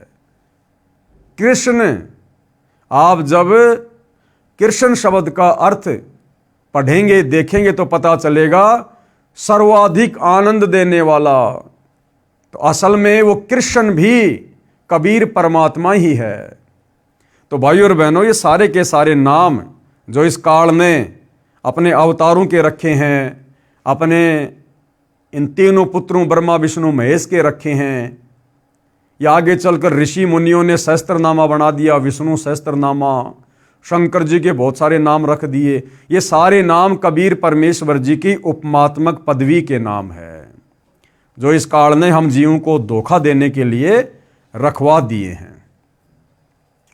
हम निर्धन व्यक्ति आपको क्या दक्षिणा दे सकते हैं? हे विप्र, 24 दिनों से हमने कोई कपड़ा भी नहीं बुना है। विप्र रूपधारी भगवान शंकर बोले। अब देखो भाइयों और बहनों, ऐसे पता चलता है कि वो शंकर जी नहीं थे, उस साधु के रूप में स्वयं कबीर परमात्मा ही थे। तो जब नीरू निमा ने कहा कि हे साधु जी, हम आपको क्या दक्षिणा दे सकते हैं, 25 दिन से हमने तो कोई काम धंधा भी नहीं किया, हम तो गरीब आदमी हैं। तो साधु रूप में परमात्मा क्या बोले, क्या वाणी बोली परमात्मा ने? उस वाणी से हमें पता चलेगा कि साधु रूप में वो कौन थे। साधु भूखा भाव का, धन का भूखा नहीं, जो कोई धन का भूखा वो साधु भी नहीं। अब ये वाणी किसकी? कबीर परमेश्वर जी की। तो भाइयों और बहनों, स्वयं कबीर परमात्मा जी थे। इस वाणी को बोलकर फिर उन्होंने ये साबित कर दिया कि कोई शंकर वंकर जी नहीं थे, स्वयं कबीर परमात्मा ही थे। ये कहकर विप्र रूपधारी शिव जी ने वहां से प्रस्थान किया। विशेष वर्णन अध्याय ज्ञान सागर के पृष्ठ 74 तथा शवशम वेदबोध के पृष्ठ 134 पर भी है, जो इस प्रकार है, यानी कबीर सागर में लिखा हुआ है, कबीर सागर के ज्ञान सागर के पेज 74 पर। सुत काशी को ले चले लोग देखन तहां आए, यानी नीरू और नीमा बालक रूपधारी कबीर परमेश्वर को अपने घर ले चले तो काशी के लोग देखने के लिए आने लगे। अन्न पानी भक्षय नहीं, जुल्हा शोक जनाए। और 25 दिन तक परमात्मा ने कुछ भी अन्न पानी नहीं खाया। इस बात से दुखी होकर जुल्हा यानी नीरू और नीमा दोनों शोक मनाने लगे, दुखी हो गए। तब जुल्हा मन कीन तिवाना, रामानंद सो कहे उत्पाना। तो नीरू फिर पंडित रामानंद जी के पास गए इसका उपाय जानने के लिए, क्योंकि उस समय पंडित रामानंद जी काशी में सुप्रसिद्ध ब्राह्मण थे। मैं सुत पायो बड़ा गुणवंता, कारण कौन भखे नहीं संता। तो नीरू ने कहा रामानंद जी से कि मैंने बड़े भाग्य से जो है एक पुत्र को मैंने प्राप्त किया है। और क्या कारण है रामानंद जी कि वो बच्चा कुछ भी नहीं खा रहा ना कुछ पी रहा। रामानंद ध्यान तब धारा, रामानंद जी ने अपनी दिव्य दृष्टि से देखा। जुल्हा से तब वचन उचारा। और नीरू से क्या कहा पंडित रामानंद जी ने? पूर्व जन्म ते ब्राह्मण जाति, कि भैया पहले के जन्म में तू कोई ब्राह्मण जाति में था और हरि सेवा की नी बली बाती, और तूने भगवान की बहुत अच्छी सेवा की थी। कुछ सेवा तुम हरि की चूका, परंतु कहीं न कहीं तुम्हारे से भगवान की सेवा में चूक हो गई। ताते भयो जुल्हा का रूपा, जिस कारण से तेरे को धानक जाति में जन्म मिला है। पति प्रभु कह तोरी मान लीन्या, ताते उद्यान में शुद्धो दीन्या। लेकिन तेरी उस सेवा के बदले परमात्मा ने तुझे ऐसा गुणवान बच्चा दिया है। अब नीरू क्या कहने लगा? हे प्रभु, जस कीन्यो तस पायो, आरत हो तव दर्शन आयो। सो कहिए उपाय गुसाई, बालक शुदावंत कछु खाई। हे परमात्मा, वो तो ठीक है, आपने जैसा बताया वैसा मुझे मिल गया। जैसी मेरी सेवा में कोई चूक चाक हो गई, मेरे को उसकी सजा मिल गई, जो भी हो गई। लेकिन अब मुझे कोई उपाय बताओ ताकि बच्चे की भूख शांत हो, बच्चा कुछ खाना पीना शुरू करे। तो रामानंद जी ने क्या कहा? रामानंद अस युक्ति विचारा, तव सुत कोई ज्ञानी अवतारा। कि भैया तेरा बेटा कोई ज्ञानी अवतार है। और बचिया जाही बैल नहीं लागा, सो लाई ठाट करो ते आगे। और तुम ऐसी बचिया लाओ जिसको कभी बैल ने छुआ भी ना हो। साखी दूध चले ते थनते, दूध ही धरो छिपाई। शुदावंत तब होवे, तभी दियो पिलाई। कि उस बचिया का दूध निकालो, दूध को छुपा के रखो, और जब बच्चा रोवे या जैसे कोई भी दूध पीने के लिए कहे, उसी समय उसको दूध पिलाओ। जुल्हा एक बछिया ले आवा। अब नीरू एक बछिया ले आया। चलो दूत कोई मर्म न पावा। चलो दूध जुल्हा हरसाना, राखो छिपाई कहूं नहीं जाना। और जब बछिया ने दूध दिया तो नीरू की खुशी का कोई ठिकाना नहीं रहा और दूध को छुपा के रख दिया। पीवत दूध बाल कबीरा, खेलत संतों संग जो मत धीरा। और परमात्मा ने फिर उस दूध को सहर्ष स्वीकार किया, पिया। ज्ञान सागर पेज 73 पर चौपाई। भगवान शंकर तथा कबीर बालक की चर्चा। नोट, यह प्रकरण अधूरा लिखा है, फिर भी समझने के लिए मेरे ऊपर कृपया है, यानी गुरुदेव भगवान कह रहे हैं अपने आप को छुपाते हुए। परमेश्वर कबीर जी की पहले ये वाणी पढ़े जो ज्ञान सागर के पेज 73 पर लिखी है, फिर अंत में सार ज्ञान ये दास रामपाल दास बताएगा। घर नहीं रहो पुरुष और नारी, मैं शिवसों असवचन उचारी। आन के बार बदत हो योग, आपन नार करत हो भोग। नोट, जो वाणी कोष्टक में लिखी है वे वाणी ज्ञान सागर में नहीं लिखी हैं, जो पुरातन कबीर ग्रंथ से ली गई हैं। ऐसा भ्रम जाल फैलाया, परम पुरुष का नाम मिटाया। काशी मरे तो जन्म न होई, स्वर्ग में बांस तास का सोई। मगर मरे तो गद्दा जन्म पावा, काशी मरे तो मोक्ष करावा। और पुन तुम सब जग ठग राख्या, काशी मरे हो अमर तुम भाख्या। जब शंकर होय तब काला, ब्रह्मांड किस हो बेहाला। तुम मरो और जन्म उठाओ, और इनको कैसे अमर कराओ। सुनो शंकर एक बात हमारी, एक मंगाओ धेनु कंवारी। साथ कोरा घट मंगवाओ, बछिया के पीठ हाथ फिराओ। दूध चलेगा थनते भाई, रुक जाएगा बर्तन भर जाई। सुनो बात देवी के पूता, हम आए जग जगावन सूता। पूर्ण पुरुष का ज्ञान बताऊं, दिव्य मंत्र दे अमर लोक पहुंचाऊं। तब तक नीरू जुल्हा आया, रामानंद ने जो समझाया। रामानंद की बात लागी खारी, दूध देवेगी गाय कंवारी। जब शंकर पंडित रूप में बोले, कंवारी धनु लाओ तोले। साथ कोरा घड़ा भी लाना, तास में धेनु दूध भराना। तब जुल्हा बछिया अरु बर्तन लाया, शंकर गाय पीठ हाथ लगाया। दूध दिया बछिया कंवारी, पिया कबीर बालक लीलाधारी। नीरू नीमा बहुते अरसाई, पंडित शिव की स्तुति गाई। कहे शंकर ये बालक नाही, इनकी महिमा कही न जाई। मस्तक रेख देख मैं बोलूं, इनकी समतुल काहे को तोलूं। ऐसा नक्षत्र देखा नाही, घूम लिया मैं सब ठाही। इतना कहाँ तब शंकर देवा, कबीर कहे बस कर भेवा। मेरा मरम न जानने कोई, चाहे ज्योति निरंजन होई। हम हैं अमर पुरुष अवतारा, भव से जीव उतारूं पारा। इतना सुन चले शंकर देवा, शिव चरण धर की नीरू नीमा सेवा। ए स्वामी मम भिक्षा लीजे, सब अपराध क्षमा हमरे कीजे। कह शंकर हम नहीं पंडित भिखारी, हम हैं शंकर त्रिपुरारी। साधु संत को भोजन कराना, तुम्हारे घर आए रहमाना। ज्ञान सुन शंकर लजा आई, अद्भुत ज्ञान सुन सिर चकराई। ऐसा निर्मल ज्ञान अनोखा, सचमुच हमार है नहीं मोखा। कबीर सागर अध्याय सवसम वेदबोध पेज नंबर 132 से 134 तक परमेश्वर कबीर जी की प्रकट होने वाली वाणी है, परंतु इसमें भी कुछ गड़बड़ कर रखी है। इन नकली कबीर पंथियों ने काल प्रेरणा से कबीर सागर में भी बहुत ज्यादा गड़बड़ कर रखी है। कहा कि जुलाहा नीरू अपनी पत्नी का गोना, यानी विवाह के बाद प्रथम बार अपनी पत्नी को उसके घर से लाने को गोना अर्थात मुकलावा कहते हैं। यह गलत है।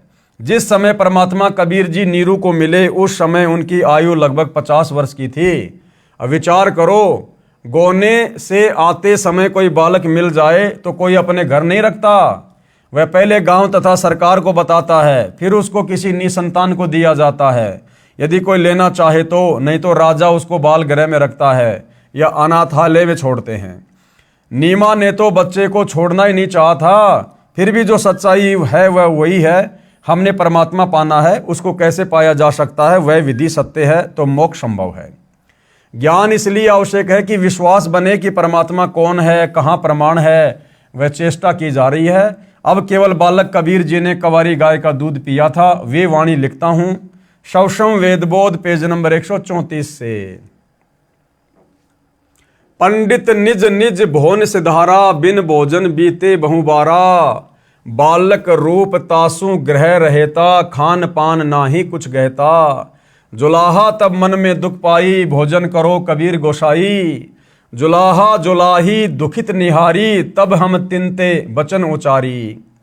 कोरी एक बछिया ले आओ, कोरा भांडा एक मंगाओ, तत्क्षण जुलाहा चली जाई, गऊ की बछिया कोरी लाई। अब देखो भाई और बहनों, यहां सच्चाई लिख दी परमात्मा ने कि कोई शंकर भगवान आया था या परमात्मा ने ही सारी लीला की थी। देखो, जुलाहा जुलाही यानी नीरू और नीमा दुखित निहारी यानी बहुत जब दुखी हो गए, तब हम तिनते वचन उचारी।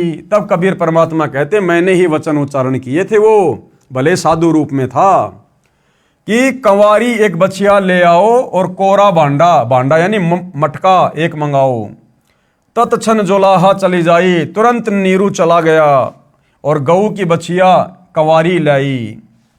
कोरा भांडा यानी बिल्कुल नया मटका एक ले आई, भांडा बछिया दोनों आई। दोनों कबीर के सन्मुख आना, बछिया दिशा दृष्टि निजताना, बछिया हेठ सो भांडा धरेऊ, ताके थनही दूध ते भरेऊ।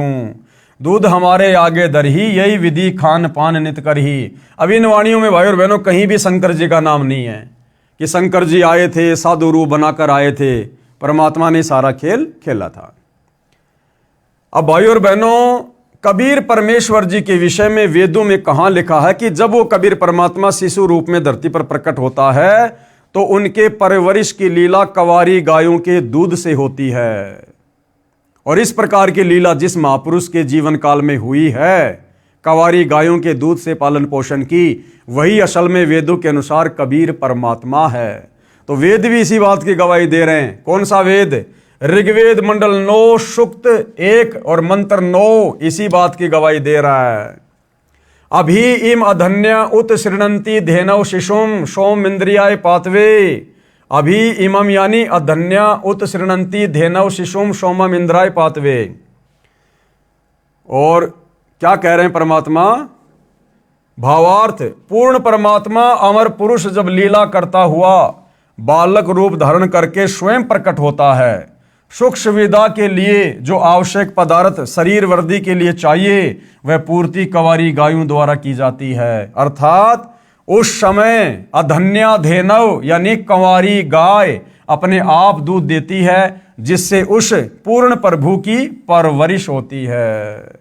तो वेद भी इस बात की गवाही दे रहे हैं कि कंवारी गायों के दूध से परवरिश केवल उसी परमपिता परमेश्वर की होती है जो कबीर परमात्मा सतलोक से चलकर शिशु रूप में प्रकट होकर पृथ्वी पर लीला करते हैं।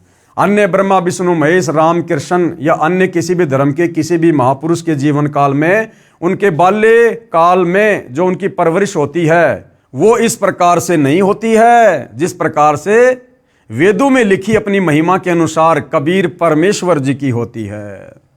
तो इति सिद्धम कि काशी वाला जुलाहा कबीर, काशी वाला धानक कबीर ही पूर्ण ब्रह्म परमात्मा है और एकमात्र उसी को इष्ट मानकर पूजा करने से हमारी आत्मा का कल्याण संभव है। अब नीरू को धन की प्राप्ति, क्योंकि काफी दिनों से महीने भर से नीरू ने कोई काम धाम नहीं किया, केवल बच्चे की चिंता में लगे रहे, जिस कारण से कुछ लोगों का उनके ऊपर उधार लेने के चलते कर्जा भी हो गया था। तो परमेश्वर ने क्या दया बख्शी उस परिवार के ऊपर। बालक की प्राप्ति से पूर्व दोनों जने पति पत्नी मिलकर कपड़ा बुनते थे। 25 दिन बच्चे की चिंता में कपड़ा बुनने का कोई कार्य न कर सके, जिस कारण से कुछ कर्ज नीरू को हो गया। कर्ज मांगने वाले भी उसी 25वें दिन आ गए तथा बुरी भली कहकर चले गए। कुछ दिन तक कर्ज न चुकाने पर यातना देने की धमकी सेठ ने दे डाली। अब देखो, बहुत सारे भाई बहन हैं, नया नया नाम लेते हैं, ज्ञान इतना सुनते नहीं हैं और बाद में कहते हैं कि भैया मेरा तो कर्जा नहीं उतर रहा, मेरा तो कर्जा नहीं उतर रहा, परमात्मा ये कर देते हैं वो कर देते हैं, मेरे ऊपर बहुत कर्जा है। देखो, जिसके घर में शिशु रूप में खुद कबीर भगवान आए, प्रकट हुए, और वो आत्माएं भी किस प्रकार से कर्जे में डूबी हुई थी, उनको भी लोग पैसे के लिए धमकी दे दे के जा रहे थे, धमकी दे दे के, जबकि उनकी झोपड़ी में सारी सृष्टि का पालन पोषण करने वाला, लोगों को सेठ बनाने वाला, राजा बनाने वाला, दुनिया को धन देने वाला वो कबीर परमात्मा विराजमान था। तो भाई और बहनों, ये भक्ति ज्ञान आधार की है। अगर परमात्मा की शरण में है, मर्यादा में रह के भक्ति कर रहे हैं, नेक नीति ईमानदारी से जैसा भी छोटा मोटा काम धंधा कर रहे हैं और लोगों से पैसा लिया हुआ है, यदि वापस लौटाने की हमारी नीयत है तो भाई और बहनों, कोई फांसी नहीं तोड़ देगा, कोई मर्डर नहीं कर देगा। हम परमात्मा की शरण में हैं, सबकी बुद्धि परमात्मा के हाथ में है। इसलिए हमने धैर्य पूर्वक इस ज्ञान को अच्छे से समझकर भक्ति और भगवान में किसी प्रकार का दोष प्रकट ना करते हुए हमने भक्ति पे लगे रहना है। धीरे धीरे सारे कार्य परमात्मा अवश्य ठीक करता है। दोनों पति पत्नी अति चिंतित हो गए, अपने बुरे कर्मों को कोसने लगे। एक चिंता का समाधान होता है, दूसरी तैयार हो जाती है। देख लो भाई, एक चिंता का समाधान हुआ, कबीर परमात्मा ने दूध पीना शुरू किया तो दूसरी चिंता आ गई कि अब इनका कर्जा कहां से दें, ये मांगने वाले धमकी दे रहे हैं, परेशान कर रहे हैं, मारेंगे पीटेंगे। तो भैया आप और हमने भी विचार करना चाहिए। आप और हम तो केवल भगवान की भक्ति कर रहे हैं, इनके तो घर में भगवान था, फिर भी आगे से आगे टेंशन और चिंता। तो भाई और बहनों, हमने इतना ज़्यादा चिंतित ना होकर परमेश्वर में जो है ध्यान ही लगाना चाहिए। परमेश्वर की भक्ति से ही सारी चिंताएं धीरे धीरे, गुरुदेव कहते हैं, समाप्त होती हैं। माता पिता को चिंतित देख बालक बोला, हे माता पिता आप चिंता ना करो, आपको प्रतिदिन एक सोने की मोहर 10 ग्राम सोना पालने के बिछोने के नीचे मिलेगा। अब कोई ये ना सोचे कि भगवान मुझे भी इसी प्रकार से रोजाना 1 ग्राम सोना दे देगा। ये भगवान तो पूरी धरती को सोना बना दे। लेकिन वर्तमान में कलयुग की बिचली पीढ़ी में, इस वैज्ञानिक युग में, परमात्मा इस प्रकार से कोई विशेष चमत्कार नहीं करेंगे। हालांकि वो कर सकते हैं, उनकी मौज है, लेकिन ज्ञान आधार से देखा जाए तो परमात्मा हमारी भक्ति को सफल करवाने के लिए हमसे नेक नीति ईमानदारी से छोटा मोटा काम धंधा अवश्य करवाएंगे, ताकि उस मेहनत से कमाए हुआ पैसे हम 2 पैसे परमात्मा को 10वें अंश के रूप में, दान धर्म के रूप में देंगे तो हमारा धर्म में सहयोग होगा और हमारी सेवा भी बनेगी। आप अपना कर्ज उतार कर अपना तथा गऊ का खर्च निकालकर शेष बचे धन को धर्म कर्म में लगाना। उस दिन के पश्चात 10 ग्राम सोना प्रतिदिन नीरू के घर परमेश्वर कबीर जी की कृपा से मिलने लगा। ये क्रिया 1 वर्ष तक चलती रही। परमेश्वर कबीर जी ने मोहर सोने का सिक्का मिलने वाली लीला को गुप्त रखने को कहा था। अब देखो भाई और बहनों, परमात्मा के आदेश की अवहेलना कितनी खतरनाक होती है। शिशु रूप में कबीर परमात्मा ने नीरू नीमा को साफ साफ कह दिया था कि तुम्हें रोजाना 1 सिक्का सोने का मिलता है, इस बात को तुमने गुप्त रखना है, यह मेरा आदेश है, किसी को नहीं बताना आपने। और इस बात का उन्होंने उस समय खुलासा कर दिया जब एक बार उनकी झोपड़ी पर उनके कोई परिचित आए, और उसी दिन से भाई और बहनों परमात्मा ने वो 1 सिक्का सोना देना बंद कर दिया, क्योंकि उन्होंने परमात्मा के वचन की अवहेलना कर दी। तो इसी प्रकार भाई और बहनों, वर्तमान में गुरुदेव भगवान ने, उसी कबीर परमेश्वर ने इस भक्ति को देते समय हमें जो नियम बताए हैं, जो मर्यादाएं बताई हैं, सत्संगों में जो उन्होंने हमें आदेश दिए हैं, यदि हम उनके उन वचनों की अवहेलना करेंगे तो हमारे साथ भी वैसा ही होगा। ये क्रिया 1 वर्ष तक चलती रही। परमेश्वर कबीर जी ने मोहर सोने का सिक्का मिलने वाली लीला को गुप्त रखने को कहा था। एक दिन नीमा की प्रिय सखी उसी समय नीरू के घर पर आई, जिस समय वह कबीर जी को जगाने का प्रयत्न कर रही थी। नीमा की सखी ने वह सोने की मोहर देख ली तथा बोली, इतना सोना आपके पास कैसे आया? नीमा ने अपनी प्रिय सखी से सर्व गुप्त भेद कह सुनाया कि हमें तो 1 वर्ष से ये मोहर प्रतिदिन प्राप्त हो रही है। हमारे घर पर भाग्यशाली लड़का कबीर जब से आया है, हम तो आनंद से रहते हैं। अगले दिन ही सोना मिलना बंद हो गया। भाई जो गुरु वचन पर डट गए, कट गए फंद 84 के। तो नीरू और नीमा ने सतगुरु के वचन को तोड़ दिया, उनके वचन की अवहेलना कर दी, उनके आदेश की अवहेलना कर दी। अब देखो भाई और बहनों, वचन तोड़ना, परमेश्वर के वचन की अवहेलना करना सबसे बड़ा दोष है। बार बार गुरुदेव भगवान भी सत्संगों में कहते हैं कि बच्चों, भक्ति चाहे किसी कारण कम हो जाए, परंतु मर्यादा यानी वचन जो गुरुदेव ने हमें बता दिए हैं वो नहीं तोड़ने। आप और हम भाई बहन सतलोक से इस काल के गंदे लोक में क्यों आए? सिर्फ इसी कारण से क्योंकि हमने सतलोक में परमात्मा के वचन की अवहेलना की थी। हमने उनकी मर्यादाओं को तोड़ दिया था, उनके आदेश की पालना नहीं की, हल्के में ले लिया, जिस प्रकार नीमा ने हल्के में ले लिया। सतलोक में जब यह काल तप कर रहा था, आप और हम सभी आत्माएं इसके ऊपर आसक्त हो गई, इसको देखने के लिए जाया करते थे। उसी समय कबीर परमात्मा आकाशवाणी किया करते थे कि बच्चों, इस नादान की नादानी को मत देखो, ये अपने कर्म फोड़ रहा है। तुम्हारे को मैंने किस बात की कमी छोड़ रखी है? तुम्हारे पास में किस चीज की कमी है? बार बार समझाया परमात्मा ने हमें, कई बार आकाशवाणी की, लेकिन हमने परमेश्वर के वचन पर ध्यान नहीं दिया। हमने परमेश्वर की आकाशवाणी को, अपने पिता की आवाज को हल्के में ले लिया और उनके वचन की अवहेलना हो गई। उसी बात से नाराज होकर वहां के विधान अनुसार कबीर परमेश्वर ने हम सबको इस काल के साथ यहां भेज दिया। और एक वचन की अवहेलना के चलते भाइयों और बहनों, कितने युग बीत गए हैं, कितनी बार उत्पत्ति और प्रलय हो चुकी है। काल के किस ब्रह्मांडों की, अक्सर पुरुष के साथ संग ब्रह्मांडों की गिनती नहीं है। तब से हम यही गधे कुत्ते सुअर बनकर कष्ट पे कष्ट उठा रहे हैं। क्यों? सतलोक में परमात्मा के वचन की अवहेलना करने के चलते। अब आज वही कबीर परमात्मा फिर से आप और हमें इस काल के कष्टों से छुड़वाकर सतलोक ले जाने के लिए आए हैं।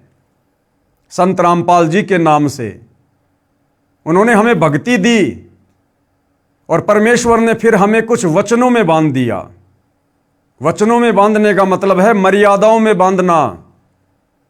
परमेश्वर ने हमें कुछ वचन दे दिए कि बेटा, तुमने शराब नहीं पीनी, मांस नहीं खाना, जुआ नहीं खेलना, ये मैच वगैरह नहीं देखना, बालों में डाई नहीं लगाना, किसी देवी धाम पर नहीं जाना, किसी तीर्थ धाम पर नहीं जाना, आन उपासना नहीं करनी, मोबाइल में वीडियो गेम नहीं देखना, ये फिल्में और फालतू के सीरियल नाटक नहीं देखना, बेटा राजनीति नहीं करनी, राजनेताओं के समर्थन में धक्के नहीं खाना, कहीं लोगों से फालतू का भाईचारा नहीं निभाना।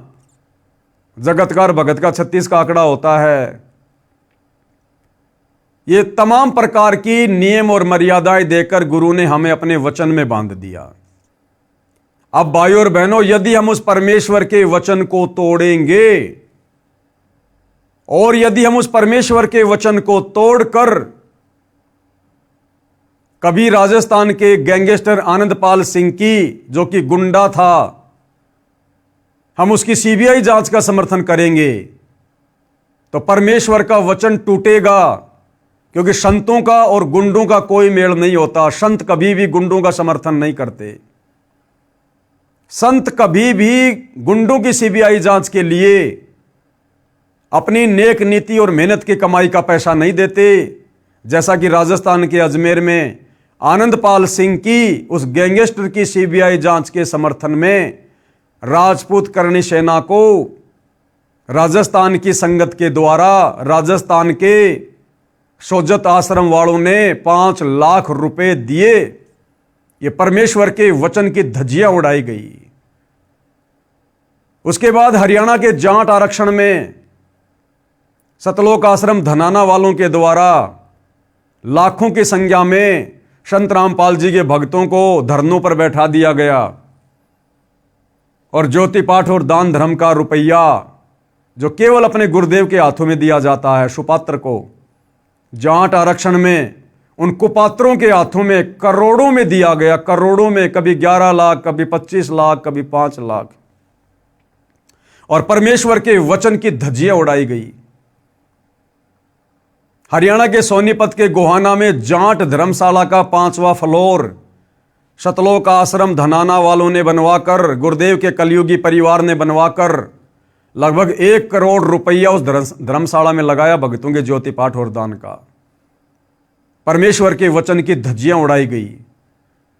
अयोध्या के राम मंदिर में, वो राम मंदिर आन उपासना का केंद्र, वहां आने वाले लोग आन उपासी, और वहां जाकर सतलोक आश्रम वालों ने 1 महीने का भंडारा लगाया, आन उपासना को बढ़ावा दिया, परमेश्वर के वचन की धज्जियां उड़ाई गई। गांव धनाना में बैडमिंटन का स्टेडियम बनाया गया, जबकि गुरु का आदेश है मोबाइल में भी वीडियो गेम नहीं खेलना और देखना। और सतलोक आश्रम धनाना वालों ने, गुरुदेव के कलयुगी परिवार ने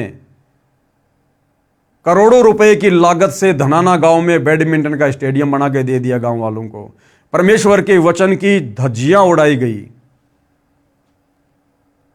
परमात्मा कहते हैं 100 वर्ष सतगुरु की पूजा, एक दिन आन उपासी, वो अपराधी आत्मा फिर पड़े काल की फांसी। सतलोक आश्रम धनाना वालों ने, गुरुदेव के परिवार ने 500 हरियाणा रोडवेज की बसों में भक्तों को बैठाकर आन उपासना के तहत रोहतक के पैरावर में परशुराम की जयंती के दिन कम से कम 50,000 संगत को वहां मुख्यमंत्री की रैली में बैठा दिया। परमेश्वर के वचन की धज्जियां उड़ाई गई। हाल ही कुछ दिन पहले हिसार की जाट धर्मशाला में एक समाज सेवी छोटू राम की जयंती मनाई गई, और परमात्मा ने हमें मना किया है किसी मरे हुए व्यक्ति की जयंती पर, उसकी पुण्यतिथि पर, उसकी बरसी पर, उसकी यादगार पर हम लोगों ने नहीं जाना है। हमने मुर्दों की पूजा नहीं करनी। लेकिन सतलोक आश्रम वालों ने, गुरुदेव के परिवार वालों ने झूठे मान सम्मान के चक्कर में हिसार की जाट धर्मशाला में और छोटू राम की जयंती पर जाकर खुद भी मर्यादा तोड़ी, संगत से भी मर्यादा तोड़वाई। तो भाइयों और बहनों, जिस एक वचन की अवहेलना करने के चलते परमात्मा ने धक्के मारकर हमारे को सतलोक से निकाला, और हम युगों युगों से गधे कुत्ते सुअर बनकर कष्ट उठा रहे हैं, उसके बाद भी उस दयालु परमात्मा ने एक मौका दिया कि हो सकता है वो संभल गए होंगे, अपनी गलतियों को अब वो मान लेंगे, सुधार लेंगे, आगे से गलती नहीं करेंगे। फिर से परमेश्वर धरती पर रामपाल जी के रूप में प्रकट होकर आए हैं, और अब हम उनके वचनों की धज्जियां उड़ा रहे हैं। उन्होंने हमें हर प्रकार से अवगत करवा दिया कि तुमने क्या गलती करी थी, जिस कारण से तुम यहां पटके गए, और फिर से हम वही गलतियां कर रहे हैं, जानबूझ के गलतियां कर रहे हैं। तो भाइयों और बहनों, अभी सतलोक जाने की तमन्ना नहीं है, अभी सतलोक जाने की इच्छा नहीं है। जो लोग इस प्रकार के वचन तोड़ रहे हैं, और जो संगत वचन तोड़ने वालों का दान धर्म देकर या वहां जाकर शारीरिक रूप से सहयोग कर रही है। तो भाइयों और बहनों, परमेश्वर के वचन की अवहेलना करना कितना खतरनाक होता है, ये आने वाले समय में इन सतलोक आश्रमों से जुड़े भाई बहनों को पता चलेगा। तो नीमा ने परमेश्वर के वचन की अवहेलना कर दी और अपनी सखी को सारा भेद बता दिया कि हमें तो 1 साल से प्रतिदिन 10 ग्राम सोना मिल रहा है। अगले ही दिन सोना मिलना बंद हो गया। नीरू तथा नीमा दोनों मिलकर कपड़ा बुनकर अपने परिवार का पालन पोषण करने लगे। बड़ा होकर बालक कबीर भी पिता के काम में हाथ बटाने लगा। थोड़े समय में अधिक बुनाई करने लगा। अब आगे परमात्मा हमें बता रहे कि ऋषि रामानंद सेऊ, सम्मन तथा नेकी व कमाली के पूर्व जन्मों का ज्ञान, जो कथाएं गुरुदेव भगवान हमें सुनाते हैं, ऋषि रामानंद जी की, सेऊ की, सम्मन की और नेकी तथा कमाली की, तो इनके पूर्व जन्मों का क्या इतिहास है, पहले इनके और मनुष्य जन्म कौन कौन से थे, उनकी जानकारी परमात्मा हमें दे रहे हैं। इससे हमें यह भी पता चलेगा कि परमात्मा अपनी अच्छी आत्माओं के पीछे युगों युगों से लगे हुए हैं। उन्हें भक्ति देकर रिचार्ज करके कलयुग की पिछली पीढ़ी तक मनुष्य जन्म दे देकर लेकर आते हैं।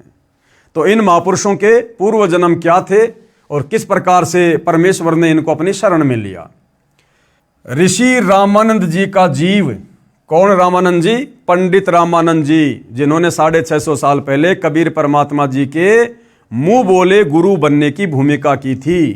ये जो पंडित रामानंद जी था, ये सतयुग में विद्याधर नाम का ब्राह्मण था, और इसी के घर में परमात्मा जी आए थे शिशु रूप में। और जो सतयुग में पंडित रामानंद जी वाली आत्मा विद्याधर नाम का ब्राह्मण था, और उसकी जो पत्नी थी वो कौन थी? कमाली वाली आत्मा, जो शेख तकी की लड़की थी जिसको परमात्मा ने कब्र से निकालकर जीवित किया था, कमाली नाम रखा था, अपने पास अपनी बेटी की तरह रखा था। वही कमाली वाली आत्मा सतयुग में पंडित रामानंद जी वाली आत्मा, जो कि विद्याधर नाम का ब्राह्मण था, उसकी पत्नी थी। और फिर वही पंडित रामानंद और कमाली वाली आत्मा त्रेता युग में भी पंडित वेदविग और सूर्या नाम से दोनों पति पत्नी थे। पंडित रामानंद जी का जीव सतयुग में विद्याधर ब्राह्मण था, जिसे परमेश्वर सत सुकृत नाम से मिले थे। त्रेता युग में वह वेदविग नामक ऋषि था, जिसको परमेश्वर मुनिंद्र नाम से शिशु रूप में प्राप्त हुए थे। तथा कमाली वाली आत्मा सतयुग में विद्याधर की पत्नी दीपिका थी और त्रेता युग में सूर्या नाम की वेदविग ऋषि की पत्नी थी। उस समय इन्होंने परमेश्वर को पुत्रवत पाला तथा प्यार किया था। इन्होंने कबीर परमेश्वर जी को पुत्रवत पाला और प्यार किया था। उसी के पुण्य के कारण ये आत्माएं परमात्मा को चाहने वाली थी और अपनी चाहने वाली आत्माओं के लिए परमात्मा यहां भटकता रहता है। कलयुग में भी इनका परमेश्वर के प्रति अटूट विश्वास था।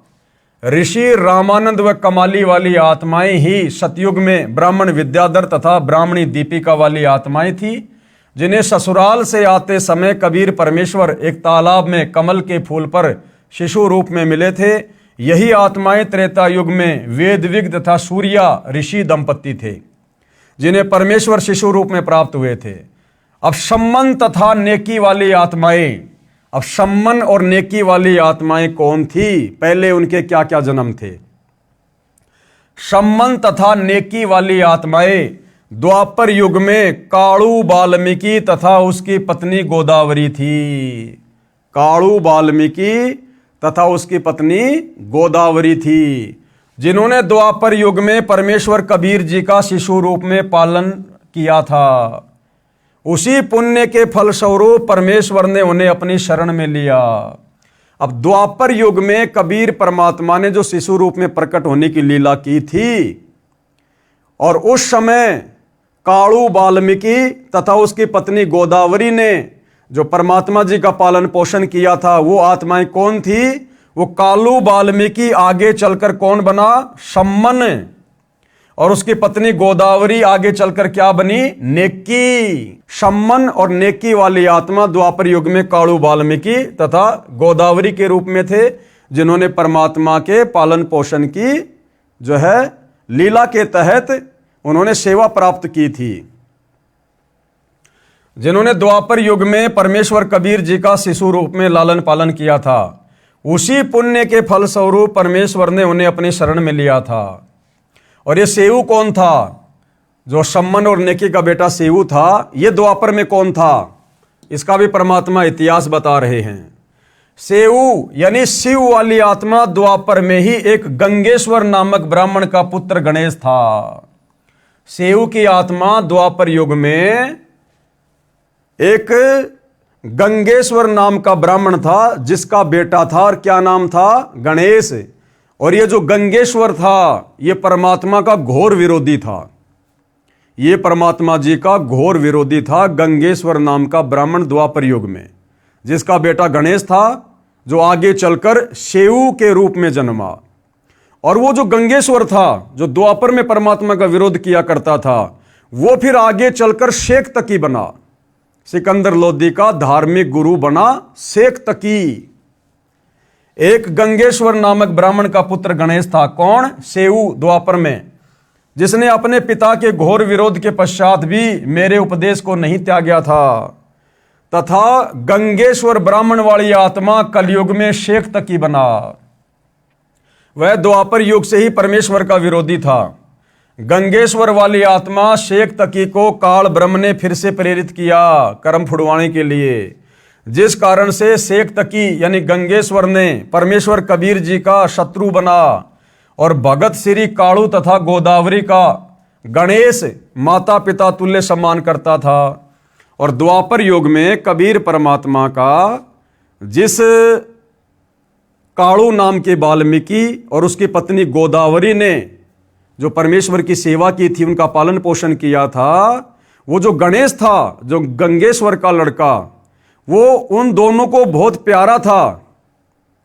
और उसी मोह ममता के चलते वो काड़ू तो बना कलयुग में सम्मन, गोदावरी बनी नेकी, और वो गणेश बना उनका बेटा शेऊ। भगत श्री काड़ू तथा गोदावरी का गणेश माता पिता तुल्य सम्मान करता था। रो रो कर कहता था, काश आज मेरा जन्म आप वाल्मीकि के घर होता। मेरे पालक माता पिता काड़ू तथा गोदावरी भी गणेश से पुत्रव्रत प्यार करते थे, और उसी मोह ममता के चलते भाइयों और बहनों उनका अगला जन्म इकट्ठा हो गया। यानी गीता अध्याय 8 श्लोक 6, हे अर्जुन, अंत समय में ये प्राणी जिस भी भाव से भावित होता है, यानी जिस भी वस्तु में इसकी मोह ममता होती है, उसका अगला जन्म वही होता है। तो द्वापर युग में भाइयों और बहनों उन तीनों का आपस में विशेष प्रेम था, जिस कारण से परमात्मा ने कलयुग में तीनों को इकट्ठा जन्म दे दिया, सम्मन, नेकी और शेऊ के रूप में। उनका मोह भी उस बालक में अत्यधिक हो गया था। इसी कारण से वे फिर से उसी गणेश वाली आत्मा अर्थात शेऊ के माता पिता नेकी तथा सम्मन बने। सम्मन की आत्मा ही नौशेरवा शहर में नौशेर खा राजा बना, फिर बलक बुखारे का बादशाह अब्राहिम अदम सुल्तान हुआ, जो कथाएं हमें गुरुदेव भगवान ने बार बार सुनाई है। तब उसको पुनः भक्ति पर लगाया। मोक्ष नहीं हुआ अब्राहिम का, केवल भक्ति पर लगाया। आगे परमेश्वर की लीला के तहत शिशु रूप में जब काजी मुसलमान परमेश्वर की सुन्नत करने के लिए आए, जो मुसलमान धर्म में एक रिवाज है बच्चे की सुन्नत करने का, तो जब मुसलमान शिशु रूपधारी परमेश्वर कबीर जी की सुन्नत करने लगे, तो परमेश्वर जी ने क्या लीला की, इस सत्यनारायण कथा के तहत हम पढ़ेंगे। शिशु कबीर की सुन्नत करने का असफल प्रयास। शिशु रूपधारी कबीर देव की सुन्नत करने का समय आया, तो पूरा जन समूह संबंधियों का इकट्ठा हो गया। नाई जब शिशु कबीर के लिंग को सुन्नत करने के लिए कैंची लेकर गया, तो परमेश्वर ने अपने लिंग के साथ एक लिंग और बना लिया, लीला की परमात्मा ने। फिर उस सुन्नत करने को तैयार व्यक्ति की आंखों के सामने 3 लिंग और बढ़ते दिखाई दिए। कुल 5 लिंग एक बालक के देखकर वह सुन्नत करने वाला आश्चर्य में पड़ गया। तब कबीर जी शिशु रूप में बोले, भैया एक ही लिंग की सुन्नत करने का विधान है ना तुम्हारे मुसलमान धर्म में। बोला शेष 4 की सुन्नत कहां करनी है, जल्दी बोल। और शिशु को ऐसा बोलते सुनकर तथा 5 लिंग बालक के देखकर नाई ने अन्य उपस्थित व्यक्तियों को बुलाकर वह अद्भुत दृश्य दिखाया। यानी परमात्मा ने इस भ्रमणा को तोड़ना था कि नादानो, अगर ये सुन्नत करने का विधान अगर परमात्मा का होता, तो क्या परमात्मा मां के पेट से सुन्नत करके नहीं भेजता बाहर? तुम लोगों ने अपनी मनमुखी धारणा बना रखी है। ये सभी उपस्थित जन समूह ये देखकर अचंभित हो गया, आपस में चर्चा करने लगे, ये अल्लाह का कैसा कमाल है। एक बच्चे को 5 पुरुष लिंग ये देखकर बिना सुन्नत किए ही चला गया। बच्चे के 5 लिंग होने की बात जब नीरू व नीमा को पता चला, तो कहने लगे, आप क्या कह रहे हो, ये नहीं हो सकता। दोनों बालक के पास गए तो शिशु को केवल एक ही पुरुष लिंग था, 5 नहीं थे। परमात्मा ने फिर से अपनी लीला समेट ली। तब उन दोनों ने उन उपस्थित व्यक्तियों से कहा, आप क्या कह रहे थे, देखो कहां है बच्चे के 5 लिंग, केवल एक ही है। उपस्थित सारे व्यक्तियों ने पहले आंखों देखे थे 5 पुरुष लिंग, तथा उस समय केवल एक ही लिंग यानी पेशाब इंद्री को देखकर आश्चर्यचकित हो गए। तब शिशु रूपधारी परमेश्वर बोले, हे भोले लोगों, आप लड़के का लिंग किस लिए काटते हो? क्या लड़के को बनाने में अल्लाह यानी परमेश्वर ने चूक कर दी, जिसे आप ठीक करते हो? क्या आप परमेश्वर से भी बढ़कर हो? यदि आप लड़के के लिंग की चमड़ी आगे से काटकर सुन्नत करके उसे मुसलमान बनाते हो, तो लड़की को मुसलमान कैसे बनाओगे? भैया लड़के को तो तुमने पेशाब इंद्री की आगे से थोड़ी सी खाल काटकर मुसलमान बना दिया, तो तुम्हारा लड़का तो बन गया मुसलमान। लेकिन जो लड़की पैदा होती है उसका क्या काटकर मुसलमान बनाओगे? इस गलत धारणा का परमात्मा ने खंडन किया इस प्रकार की लीला करके। यदि मुसलमान धर्म के व्यक्ति अन्य धर्मों के व्यक्तियों से भिन्न होते तो परमात्मा ही सुन्नत करके लड़के को जन्म देता। हे भोले इंसानों, परमेश्वर के सब प्राणी हैं। कोई वर्तमान में मुसलमान समुदाय में जन्मा है तो वह मृत्यु उपरांत हिंदू या ईसाई धर्म में भी जन्म ले सकता है। इसी प्रकार अन्य धर्मों में जन्मे व्यक्ति भी मुसलमान धर्म व अन्य धर्म में जन्म लेते हैं। ये धर्म की दीवारें खड़ी करके आपसी भाईचारा नष्ट मत करो। ये सब काल ब्रह्म की चाल है जो ये धर्म बनवा दिए, जातियां बनवा दी। अन्यथा सतयुग त्रेता द्वापर में कोई धर्म नहीं था, लेकिन इस कलयुग में काल और परमात्मा का पहले से एग्रीमेंट हो चुका था। काल ने कहा था कि परमात्मा आप 3 युगों में जीव सतलोक थोड़े लेकर जाना, और जब कलयुग आ जाए उस समय जितने मर्जी जीव ले जाना। तो इस समय के विषय में पहले से ही काल और परमात्मा के बीच में एग्रीमेंट हो चुका था। तो काल ने इस समय आप और हमारे को जातियों के नाम पर, धर्मों के नाम पर, समुदायों के नाम पर, रंग भेद के नाम पर देश और दुनिया में तरह तरह की दीवारें खड़ी करवा दी, सबकी भाषाएं अलग अलग करवा दी। तो इस प्रकार से काल ने अपना जाल फैला दिया ताकि ये आत्माएं आसानी से उस परमात्मा के संत के संपर्क में ना आ जाएं। तो ये जो धर्म की दीवारें हैं ये परमात्मा ने नहीं, इस काल ब्रह्म ने, ब्रह्मा विष्णु महेश के पिता ने खड़ी कर रखी हैं। ये सब काल ब्रह्म की चाल है। कलयुग से पहले अन्य धर्म नहीं थे, केवल एक मानव धर्म, मानवता ही था। अब कलयुग में काल ब्रह्म ने भिन्न भिन्न धर्मों में बांटकर मानव की शांति समाप्त कर दी है। सुन्नत के समय उपस्थित व्यक्ति बालक मुख से सत उपदेश सुनकर सर्वदंग रह गए। माता नीमा ने बालक के मुख पर कपड़ा ढक दिया तथा बोली, घना मत बोल, काजी सुन लेंगे तो तुझे मार डालेंगे, वो बेरहम है बेटा। परमेश्वर कबीर जी माता के हृदय के कष्ट से परिचित होकर सोने का बहाना करके खर्राटे भरने लगे। तब नीमा ने सुख की सांस ली तथा अपने सभी संबंधियों से प्रार्थना की कि आप किसी को मत बताना कि कबीर ने कुछ बोला है, कहीं मुझे बेटे से हाथ धोने पड़े। 6 महीने की आयु में परमेश्वर पैरों चलने लगे और मात्र 6 महीने की उम्र में कबीर परमेश्वर जी अपने पैरों पर चलने लगे, पैरों पर। जबकि आम व्यावहारिक जीवन में जब बच्चा 1.5 से 2 साल का हो जाता है तब कहीं जाकर अपने पैरों पर चलता है। तो भाइयों और बहनों, ये सत्यनारायण कथा है। कबीर परमेश्वर जी के लीला में जीवन के विषय में हम पढ़ रहे हैं, और इस प्रकार की जो सत्यनारायण कथा है जिससे हम युगों युगों से दूर थे, क्योंकि किसी को सत्यनारायण का पता ही नहीं था। हम तो नकली देवी देवताओं को सत्यनारायण मानकर उनकी कथाएं सुना करते थे, जिससे किसी प्रकार का कोई लाभ हमें नहीं होना था। तो ये कबीर परमेश्वर की सत्य कथा है, सत्यनारायण भगवान की कथा है। इस कथा को सुनने मात्र से भी हम पुण्य के भागी बनते हैं, हमारे पाप कर्मों का नाश होता है। तो भाइयों और बहनों, आज परमेश्वर जी की इस कथा में केवल इतना ही। अगले वीडियो में फिर से गुरुदेव भगवान के आशीर्वाद से उनकी सत्यनारायण कथा का आनंद लेने के लिए, पुण्य प्राप्ति के लिए फिर से सेवा में हाजिर होंगे। तब तक गुरुदेव भगवान हम सबको आज्ञा दे, आशीर्वाद दे, इजाज़त दे। बंदी छोड़ सतगुरु रामपाल जी भगवान की जय हो।